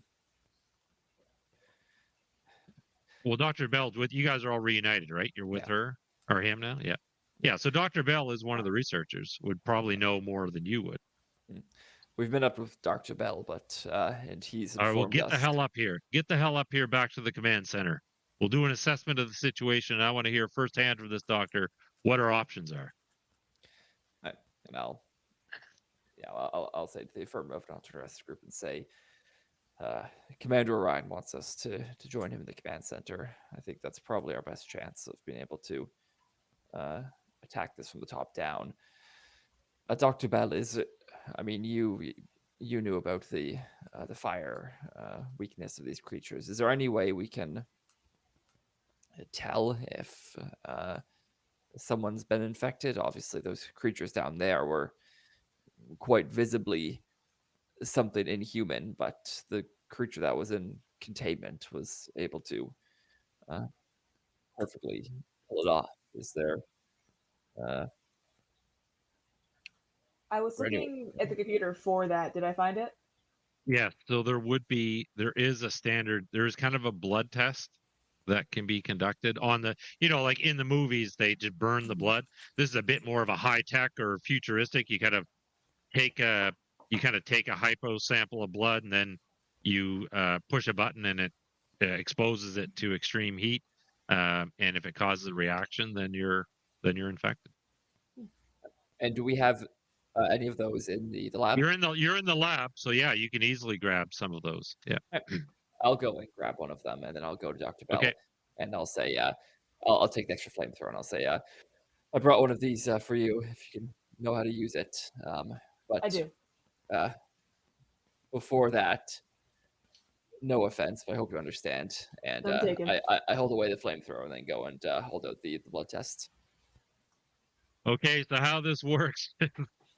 So Perry, you're going to roll your 10%, and if you roll 10% or less, that's not good. But if you were to roll above 10%, then then you're safe. Did you just roll a 3? Nope, that was my last one. Okay. For the thing. Oh, that would have been bad. Well, so nice playing with y'all. Yeah. I actually rolled 76. 76. So I'm going to reduce this to 0 now because you've been proven that you're human. And Dr. Bell is human.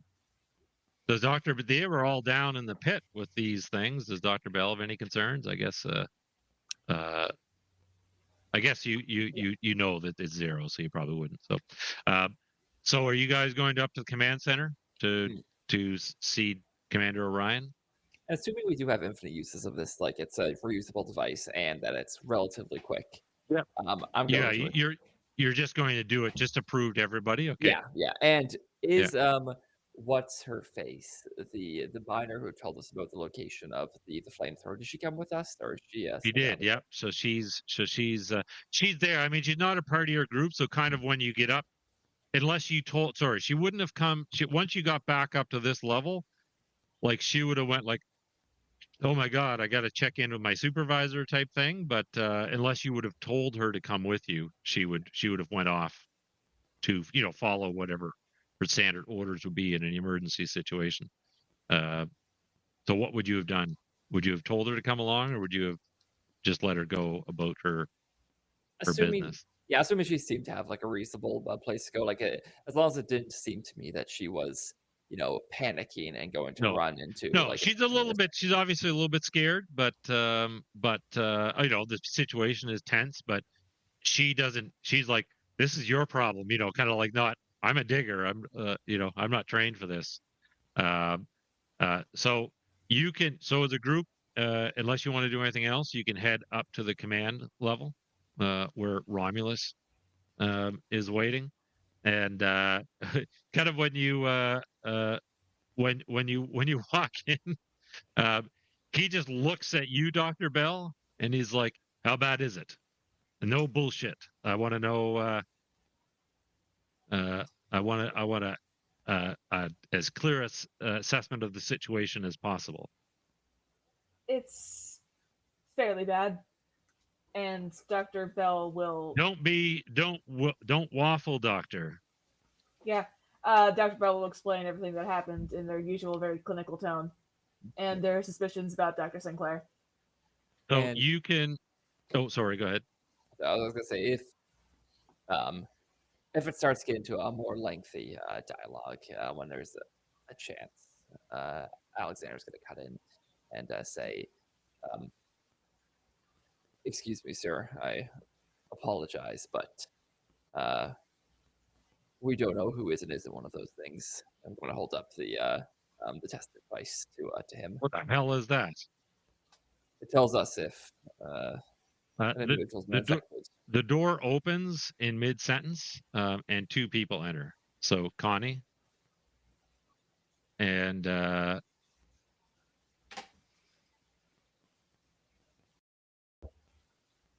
Dr. Mia Patel. Sorry to interrupt, sir. Dr. Patel has some urgent information. And as soon as the doctor sees you, Dr. Bell, she's like, "Oh my God, Dr. Bell, you're all right." And she'll come over to give you a hug. Please, apologies, but please refrain from contact. Are you aware of what's been going on?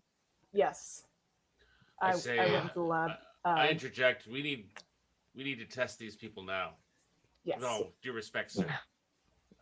Before we do any more contact, any more discussion of strategy, I need everyone He to. goes, "You do what you have to do, and so will I." And you'll see that he pulls out so Artemis pulls out like a key, and he's like, "There's contingencies for things like this. Orders." He goes, "You do your little testing thing. I'm going to retrieve them." And he's going to his safe. Right. Before you go anywheres, and I'm gonna insist that he. Oh, for God's sake! He like turns around, and he holds out his hand or whatever. I'll jab him or whatever with it. And I won't make you do a skull die. No, he passes. Are you satisfied, Commander? Yes, sir. And he'll go and he keeps one eye on the group, but he's moving over towards the safe. What's everybody else doing? I want to check out. Yeah. Oh, I will. Patel. I will. Oh, sorry, Harry. I didn't mean to interrupt you. I kind of just want to say she's next. And point at Dr. Who, Patel. Connie or Mia? Mia.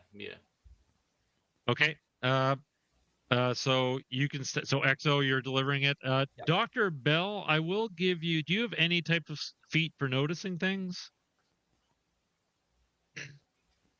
A biological and cognitive observation, data analysis. Oh and yeah, okay, that's a good one. Yeah, give me a roll. Give me a roll on that Alright. one. Yeah.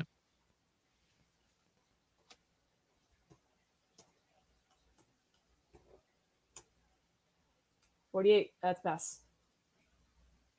48. So yeah, great a success. So as Alexander approaches Mia and he's about to hold out the thing, you will notice something. I'm afraid these pictures are a bit next time whatever this again, I'll make them too big, but you'll notice that in this picture you notice right now her nose ring is missing, and I would argue that Dr. Bell, being kind of the old cranky guy, he would notice things like nose rings or not. So you just kind of dawns upon you right now that her nose ring is missing. Immediately grabs Alexander and drags him back. Hold on. And as soon as you say hold on, Mia, her head kind of just shoots right off of her shoulders. She lets out this unearthly scream as tentacles and stuff start flashing out.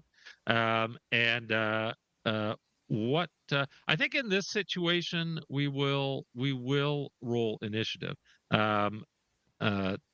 And so basically just roll a die 10. Let's roll group initiative just because it's faster. So Dr. Bell, since you notice things, why don't you start us off? Just roll a die 10 Got it. and add any bonuses I'll roll a die 10. I'll use roll 20, even though How would I sorry, tell if I have any bonuses? Sorry. it's only from an edge. If you chose an okay. edge, that gave you a bonus. Nope. Yeah. I have a plus I 2 got it. initiative. I got it. Not the die roller is favoring me.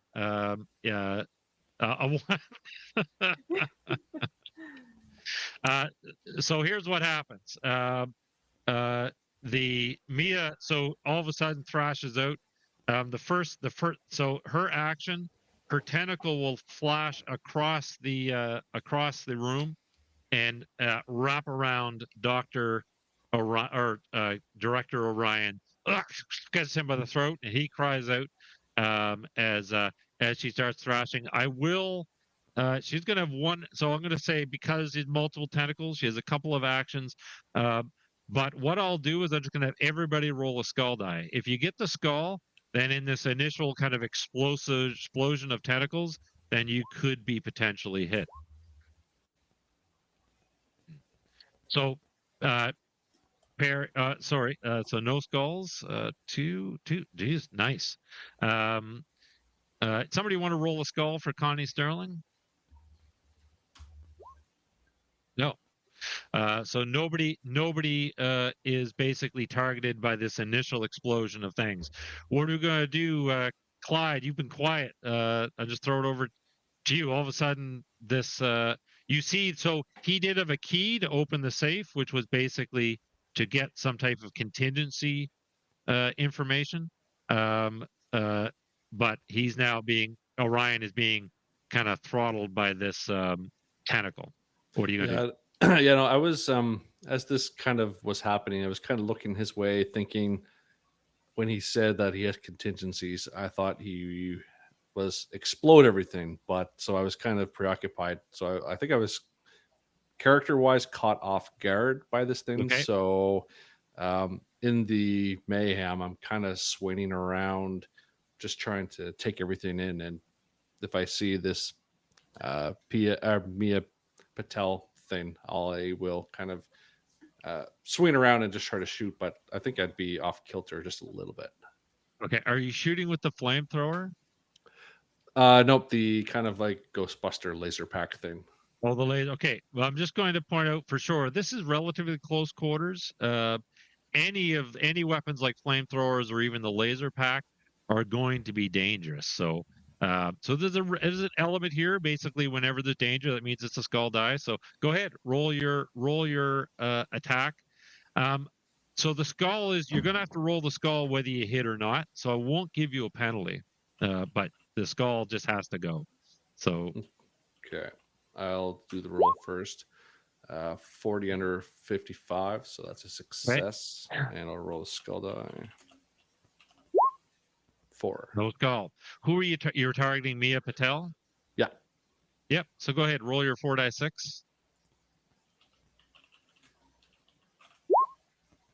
22. So like, so it'll like it chars. It like probably cuts through the bulk, like so that you're in like the bulkhead of the room, like so the walls probably now has like a line that you can see through it. The desk gets like cut in half, and it will cut Mia Patel down in the sense that now there's still wriggling tentacles and stuff like that, but a part of her just kind of gets vaporized by this laser. So I'm gonna switch around to, I guess, next, just in order of the camera there, Harry. What are you doing? So what's left? Is there still a tentacle around? There is. Neck? Yep. There's a tentacle around Orion. You're gonna try and grab it and pull it off. Yeah, I'll grab it and pull it off. Do you, any feat that would be appropriate? Not really. Just keeping my cool. Okay. Yeah, go ahead. I'm That's not gonna fine. be too apprehensive about it, even though Keep your it's cool in this. disgusting. Yep.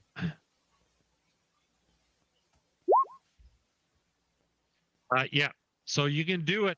However, in all the chaos and thrashing things, so whenever you come within like melee contact with a thing, you're going to get a die 10 on the percentage infection. So roll me a die 10.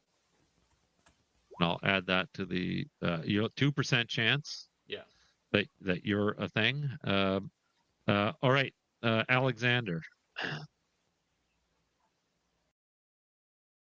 Right. So basically, you pull. What happens is that Harry pulls a tentacle off of Orion, and he kind of staggers back and slams into the wall. And this thing, Dr. Mia Patel, so she's been hit by a laser and the tentacle's off Orion, but she's not dead yet. She's not on fire. Well, in fact, so her head will sprout feet, or like almost like spider legs, and start to scurry towards your group. All right, I'll try to hit that with a flamethrower. Okay. All right. So because he's small and fast, it's gonna be a minus 20% penalty. You do have your action die, and you do have to roll the skull die because it's not a precise weapon. All right. Would this count as small arms? Yes. Yeah. All right. So I have 60% for small arms. And would you say it was a minus 20?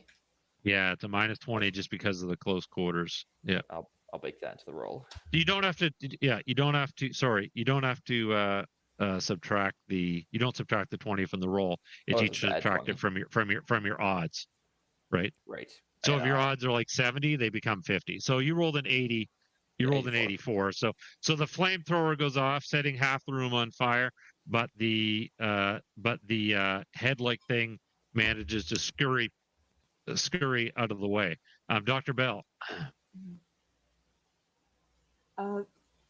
Yeah, Dr. Bell is going to attempt to use the flamethrower. Go ahead. Give me a roll. All right. Let's see. All right.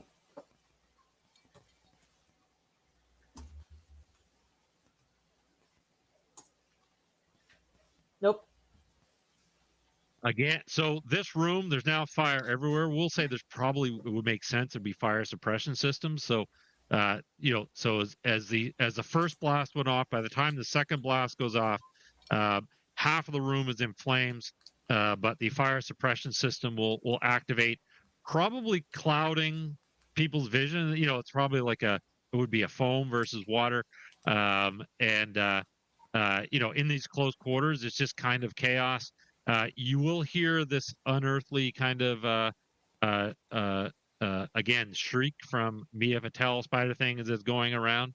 And on the next round, so Mia Patel, the Mia Patel thing is basically trying to get the hell out of the room.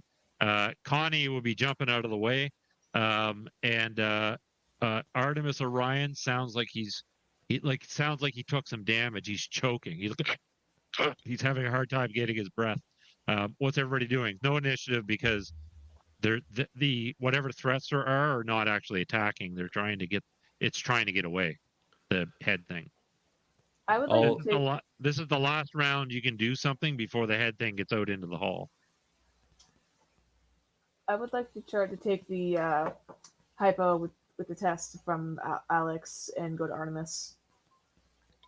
Okay, you can grab the hypo with the test, and I'll say, I mean, you know what? It probably, I mean, you could he wasn't the only one who could have taken one. You could have had one too. So Oh yeah. All right, so I'll have these my own.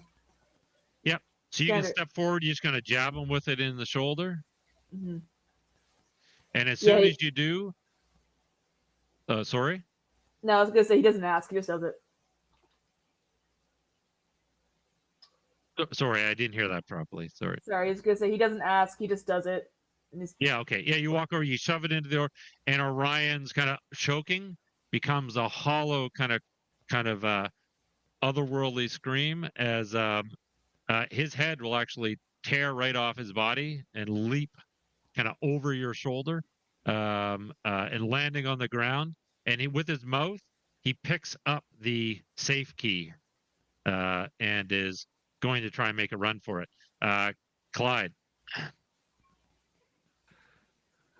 I just see what happens to Artemis, and I'm just like, oh, I came here to try to find separatists and all this other crap, and I don't want it to end now. So I just see it. I try to aim it very carefully, as much as I can, and just fire at this little head spider.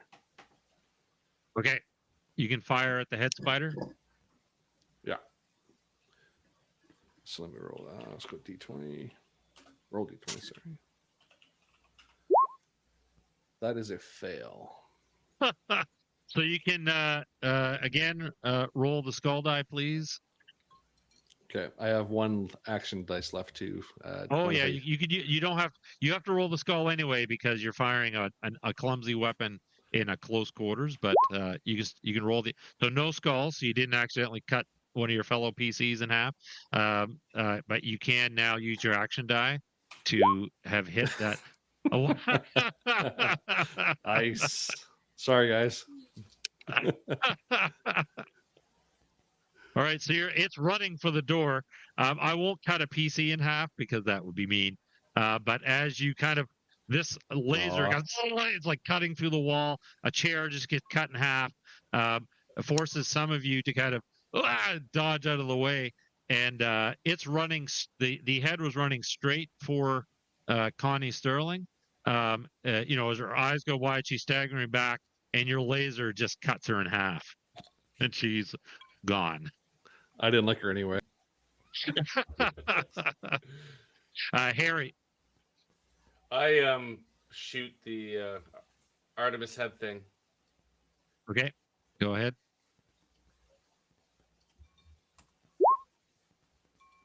That's and a that hit. is bonus. It's a critical.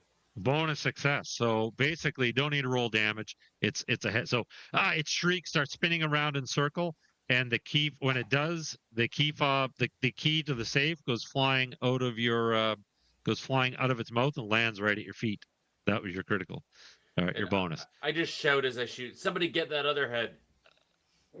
So this is the last. So Alexander, it's all up to you as it's heading for the door, skirting past Mia. No, sorry, not past Mia, past Connie. We'll say Connie's still alive but dying. Just a bit. So she's adding her very human shrieks to this chaos, which makes it all even worse. We don't have sanity in this game. Maybe we need to have sanity. Go ahead, Alexander. It's going to run between your legs. Yeah, no. Sorry, Commander, and I will try to light my commanding officer on fire. Sorry, the commanding officer is dead. I should have deleted him. That's the one that Harry set on fire to. So it's Mia Patel's head. Oh, sorry. That's heading I'll try to towards you. set Yep. Mia Patel on fire then.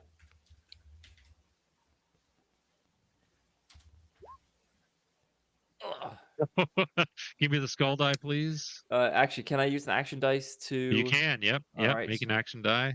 Sounds good. And I took the edge to get an extra one of those. Hey, look at that. Nice. Perfect. And Mia Patel's head is incinerated. It still gets out the door. These are automatic doors. They just detect motion and they open. So it opens, but she just kind of stumbled out and collapses in the hallway, engulfed in flames. Okay. In the aftermath of it all, just for fun, in this whole, just because we're coming to the end here, just for fun, I'm going to give everybody a die 10 on the percentage infection roll. There's been tentacles flying around. There's things. So everybody will give me a die 10. So we got a 5 here. Ryan's got a 7. Perry a 9. A 9. Oh, you're back up. Perry's A more. 9. Perry's very sus right now. And sorry, Harry was a 4. All right. Okay.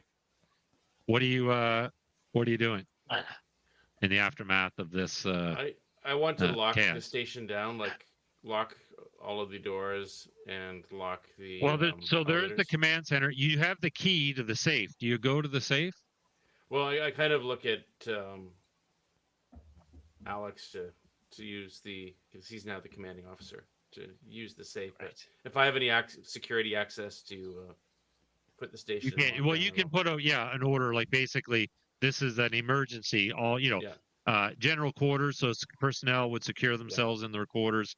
Guards would be posted at. You want guards posted at elevators and hallways, like things like that. But I want to seal the doors to this room, to the command center. Yeah, so you're in the commander's office, but you can definitely go over to the you can go to the command center, where all of this would be done. I'll drag you over there.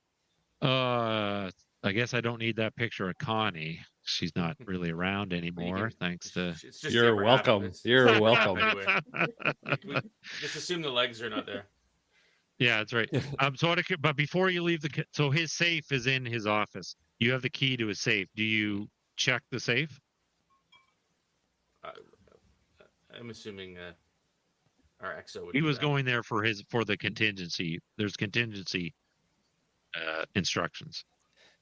Yeah, if Harry's offering to me, I'll take the key as I suppose them. Yeah, I'm just making sure nothing else gets in here to disrupt us. Yep. For Does sure. And in fact, when you're on your comm to like security, I mean, there's reports of there's incidents happening all over the station. Yeah. This thing is definitely getting out of control.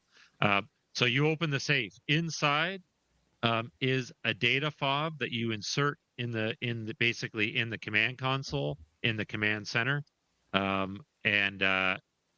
basically the contingency instructions are insert this into the primary command console.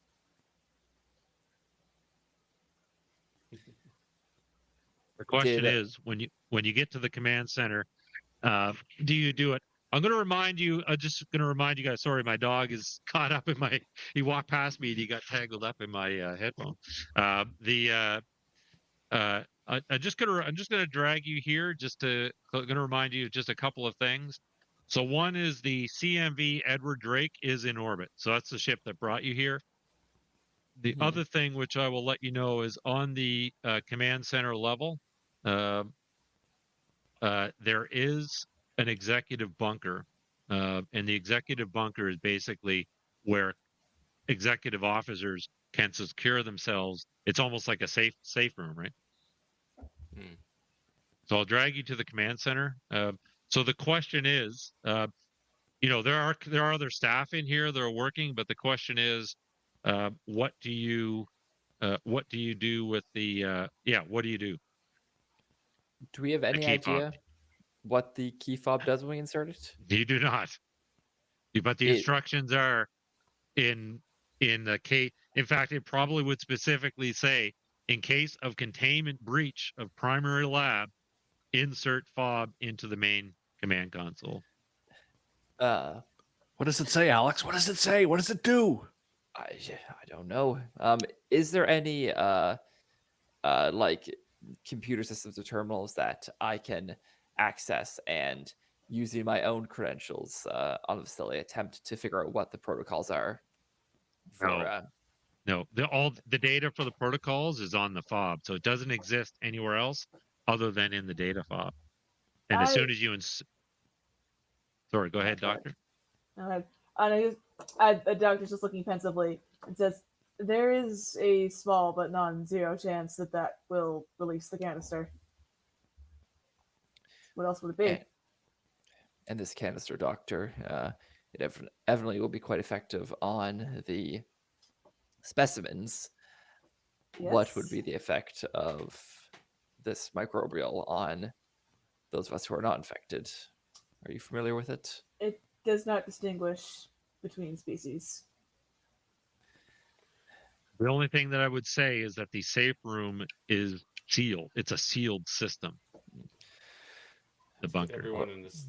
All right. Suggest we get everyone in the safe room. It's only meant for the safe room is only meant for the executive, so it's not meant for the crew of the hundreds of people in the facility. It's meant for like half a dozen people. Just the management. Yeah, that's right. Only management gets safe when the shit hits the fan. All right. One of the techs who's working here will turn and just say, "Commander, the captain of the Edward Drake is trying to reach us." Put him through, please. So Ellen Faraday, you probably would have met briefly, but she's like, "We're getting an alarm coming from down there. Is everything all right?" No, things are not all right. There's been a Shall breach of containment. Shall I send down the landing ships? Would I know what the purpose? When she says send down the landing ships, is that like to evacuate people, or is that Yeah, to... if you need. Yeah, is it that bad? Yes, but hold off on that. Okay. We can't risk this containment leaving the planet. We're going to activate the protocols against it. I'm going to ensure that as many personnel that I can trust as not infected are safe. And then once that's been activated, you can pick up who remains. I'm going to go and turn to the rest of the group and say, okay, as acting officer of the station, here's what we're going to have to do. I want everyone to retest again, given our close proximity with this thing. And then all of you are going to make your way to the executive chambers. I'm the commanding officer here. I'm going to activate the containment protocols, and then I will come and join you in the executive chambers if I'm able. Ensure I retest before I enter. Do not allow me to talk you out of it otherwise. Very well. Right. So are you doing this right here in the command center? Yeah. So I'll Okay. I'll do the round of testing everyone in the command center. Okay. I'm going to drag you back to the and I know we're coming up on time. Are you guys good to go like 10, 15 minutes over? Yep. Yeah. Okay. Yep. Good. Okay. Who's first on the test? I'll go Doc- first. Okay, here we go. 5% chance. D100. D100, yep. Hey. 20. Whoo. You're So- now 0. You're Right. now human. And we're looking Who's to next? score high on this roll. No, yeah. You what you do not want to do is roll like, so for example, where like Clyde, he has a 7% chance of being a thing. So if he rolls 7 or less, he's a thing. So who's next? Nothing. Okay, we're good.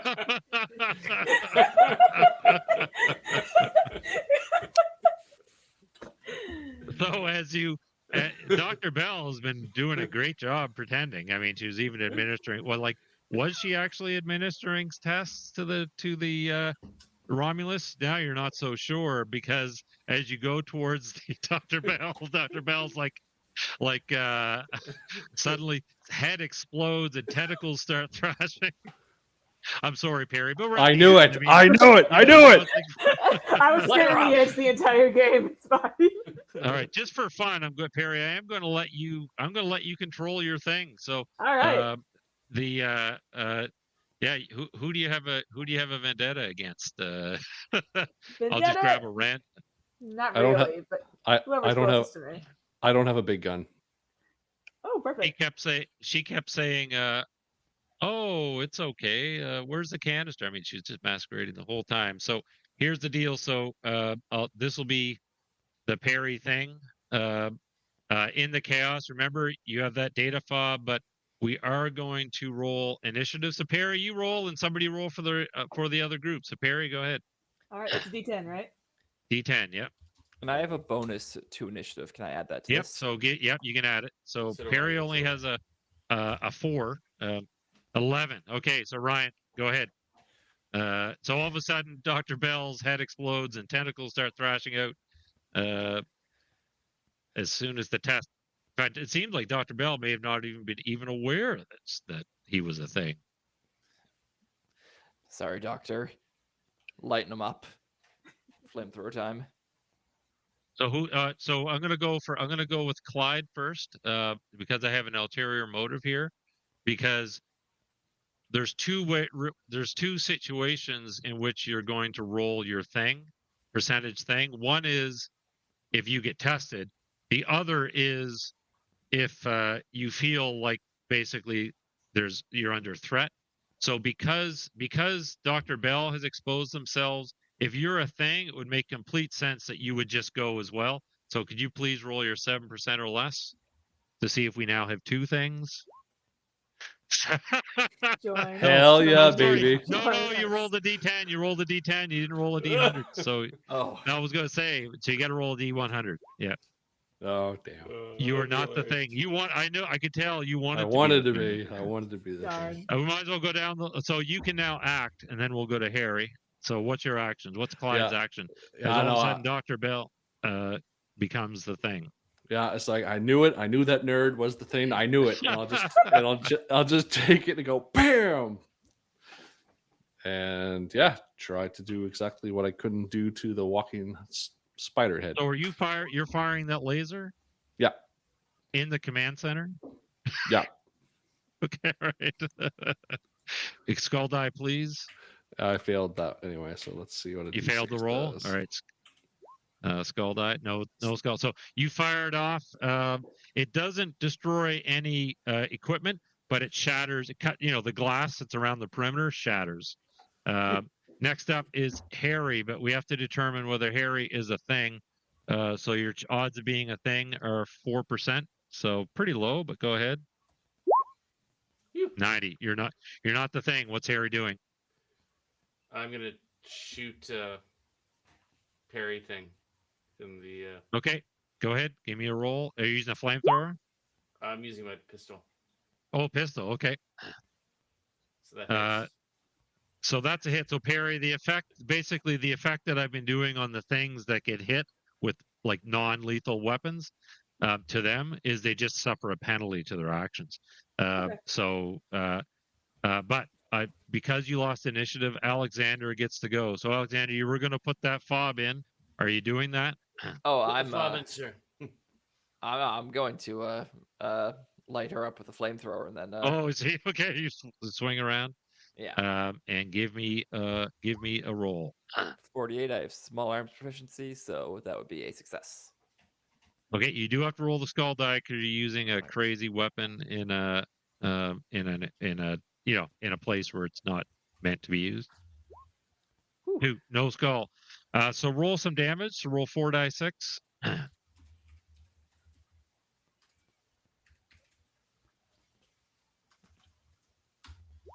17. Was it times 10? 170, yeah. So Perry, you go up in flames. Here's what I'm going to do. I'm just going to be, just because we're coming out, I'm going to be generous to you, but also mean maybe to the other players. I'm going to give you one action as you're on fire. You want to take one of these people with you. Who are you going to target? I was the one with you on fire. Yeah, I mean, Alex did just set me on fire. So you see the body just jerk towards you, and his rib cage just inverts in a spray of blood and viscera, and then tentacles shoot out towards you. Towards from the who? chest. Sorry. Me. Alexander. Yeah, towards Alex. I'm going because you're a PC thing. Mhm. I'm going to be mean here. I'm going to give you your full feat, so it's the 80%. All right. A roll to hit.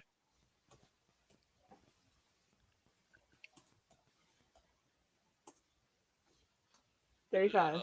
35. So you're not going to do damage. What you're doing is percentage infection. So I'm going to get you to roll a die 4 times 10.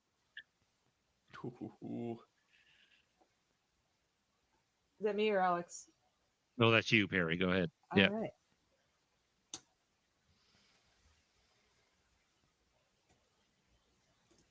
You just Times roll a 10 or die 4. plus Yeah, 10? just roll a die 4. Yeah, and Okay. we'll just mentally Yeah. do the Whew. times 10. I was hoping for 40. So there's a 10% chance that the XO is now a thing. In the back of the and of course the staff kind of all scatter. The Perry thing is flashing around and collapses in a heap of flame. One tentacle kind of sliding away from the XO, leaving a small chance. Data. So as it's burning up. Commander, what are you doing? You gonna put in the data fob? Well, I'll say to everyone else, go to the executive suite. If you run into anything before then, everyone tests again. I'll join you there. Don't let me in without testing. I still have my gun drawn, and I'm just gesturing to everyone. Well, I guess it's just a huff. Well, there were some technicians like Sure, but command staff. they're not management. No, they're not. They're not technically allowed into the bunker. But so you guys can retreat. So Clyde, you feel a coughing fit coming on. The whole stress of the situation. Your mind. What's going through Clyde's head as you're racing off towards the executive bunker? Yeah, I'm just in the middle of the coffin thing. I'll just kind of go over the radio. It's like, we can't trust anyone. We can't trust anyone, Harry. Just me and you. Even the XO. Don't even let him in the room. Like, you don't know who's been touched. You just don't. You just don't know. I say we'll test him. All right. The data fob gets put into the system, and all of the computers suddenly, anybody who would have control over anything, they lose it. As some type of program takes over the primary system. So as you're standing there, I might as well get rid of the doctor thing. That was a great description, by the way, Perry. So XO, as you're standing there, you can be watching as various consoles are lighting up. A display comes on, and you can see that about 5 miles away, a defense system activates. So I'm going to put it in place. It's a missile system, and Captain Faraday, who's over the was on the comms, kind of listening, kind of inquiring as to what was going on. She suddenly goes, "Wait, what are you doing? Are you conducting some type of drill? We're getting a weapons lock alert." Would I know if the executive bunker would be resistant to this sort of attack? This is not a missile system to attack the facility. This is kind of an anti-orbit missile system. You realize it's targeting the CMV. It's targeting the Edward Drake. Oh. Wait, what are you doing? Is this real? Take evasive maneuvers. The missiles, the activation light goes on. The missiles have fired. She's like, "My God!" And she starts barking out orders, but they're in orbit. Their engines are on kind of cooldown. as the missiles streak skywards, and you can do nothing but helplessly watch as the Edward Drake gets blown out of orbit. That is not what I thought that would do. The entire computer system, then the station goes on lockdown. In terms of like, no one, you realize like that system is still active. It's like any ships arriving or leaving, attempting to leave, will be destroyed by this system as the facility is basically just become quarantined. What are you? Yeah, you're looking at this horror. I mean, there was hundreds of people on that ship. Might have a higher body count now than the thing. Yeah, so you're probably. I mean, what's going through your mind? What do you think? I guess I can delete the. Yeah. So the this planet, I think I asked this last session. I forget the answer. It has an atmosphere, and it's toxic over long-term exposure to people, That's but correct. Yeah. breathable in the short term. Yeah. Is there as far as like respirators to go outside, is that canned oxygen, or can you have some sort of long-term filters like that would allow you to? Yeah, I would say for sure they would have some type of system like that. Yeah. Okay. So I will go and try to find some of these and systems Yep. that allow you to exist. So here's what so you can basically, you're kind of desperate to run it. So Clyde, you and Harry have made it in. You're kind of enter the you reach the executive bunker. You go inside. There probably would be like since it's an executive bunker, there would be like a command console where you can monitor just as much as you could in the command center. So you both could have witnessed what just happened. The defensive system activated. It destroyed the Edward Drake. You can still have communication with the XO. He's gone kind of quiet. What are you guys doing?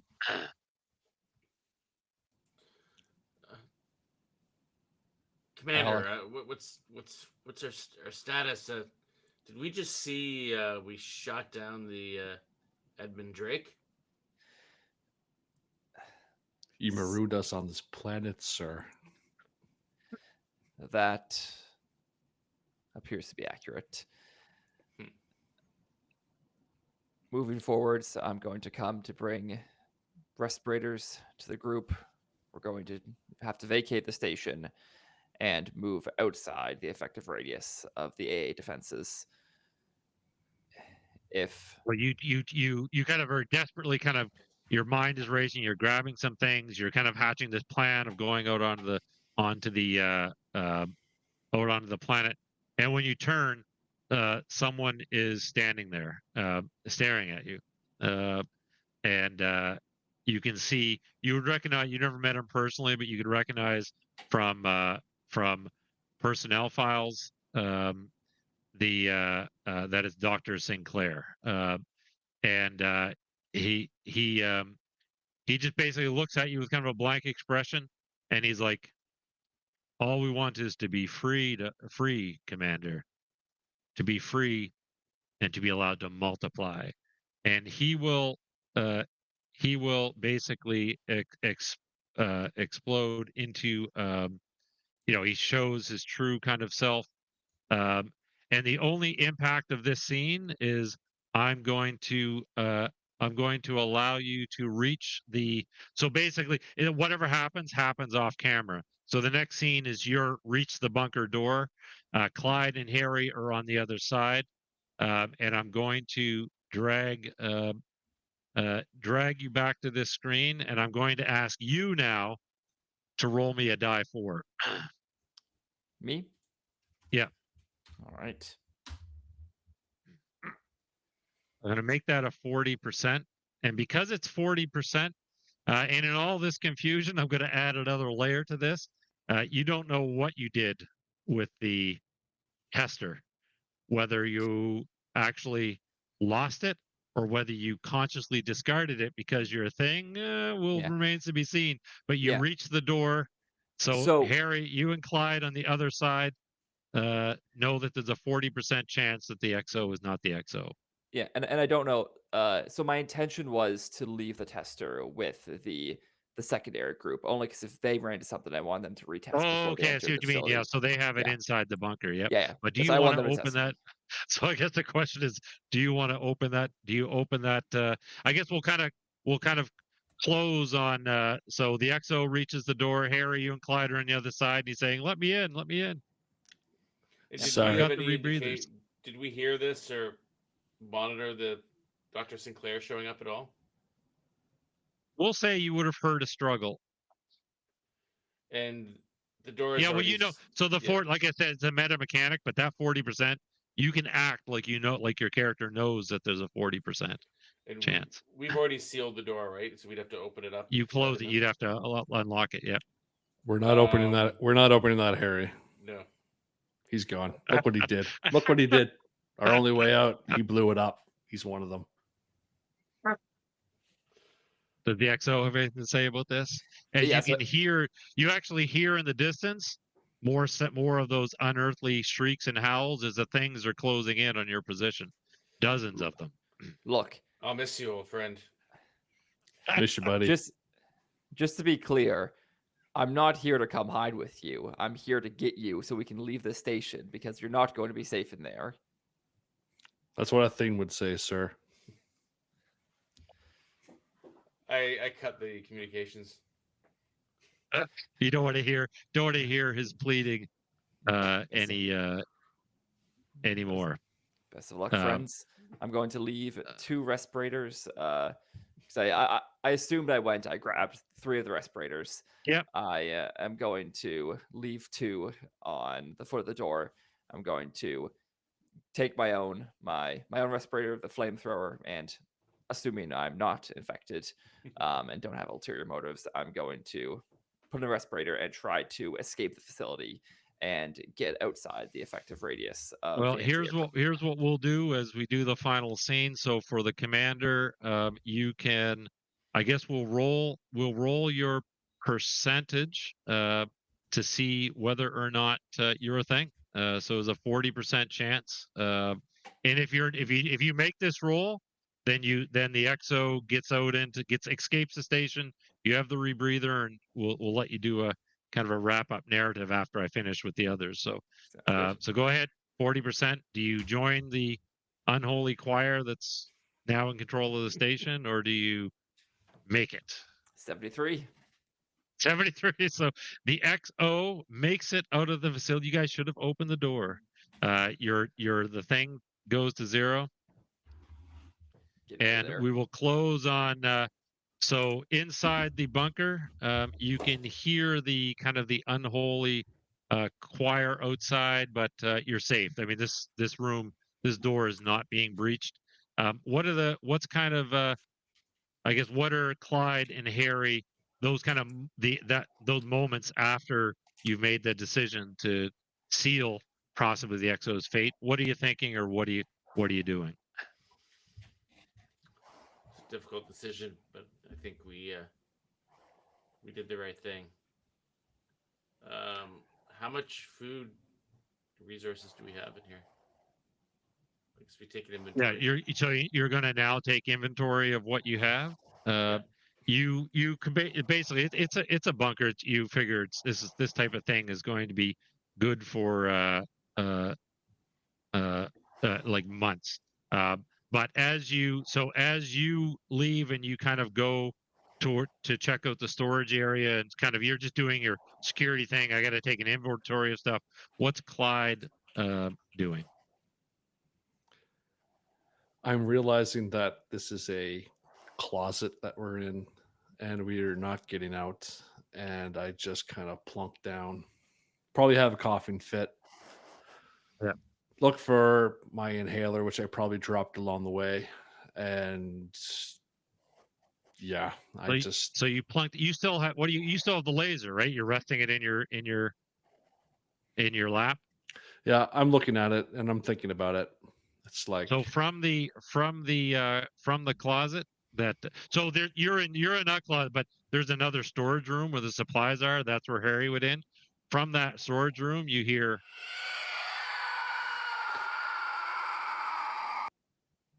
do you do? I just don't even look, and I want to put my friend out of his misery. I just aim it at the closet and fire.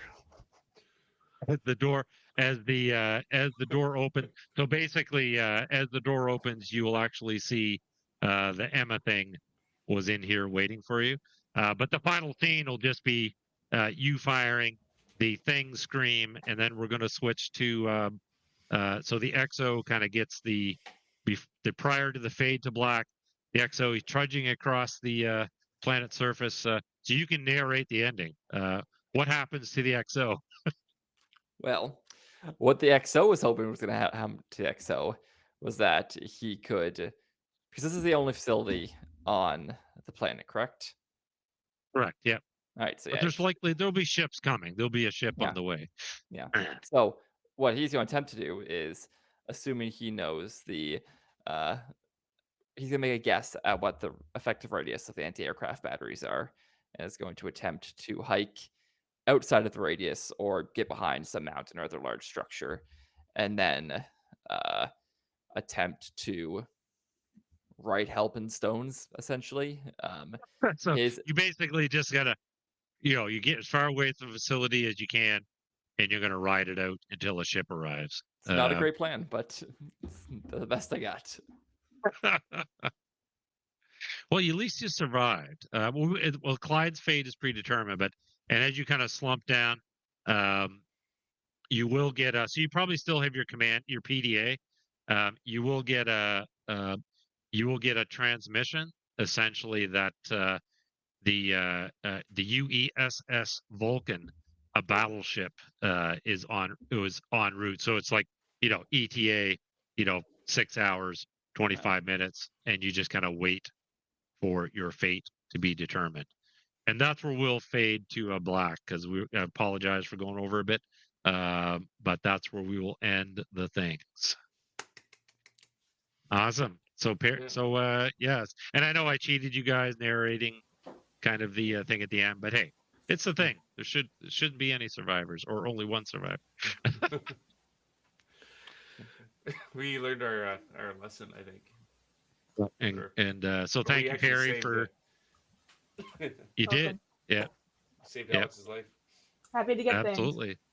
Yeah, the XO makes it. So thanks so much to the players. That's awesome. I don't know if Ryan, you have any. I don't know if you want to any final talk about next, or if anyone has anything that's going on. Yeah, definitely. I'd like to everyone who's been very kind of active in chat. Thanks for being along for this kind of inaugural 2-part series. It was great to kind of for Dave here to help kick us off with this kind of sci-fi horror, kind of familiar with the movie, The Thing, and I had a great time, and like to thank my players for playing these kind of different roles, putting themselves out on the World Wide Web, and hope they'll be back in other kind of arcs as we kind of go forward. We'll be changing up a little bit going next. I'll be grabbing the GM chair, and we'll be doing a 3 or 4-part series. If everyone just stays around for 1 second, I will see if I can share what we'll be doing next. It is a Call of Cthulhu scenario called Cursed. It was written by author Al Smith.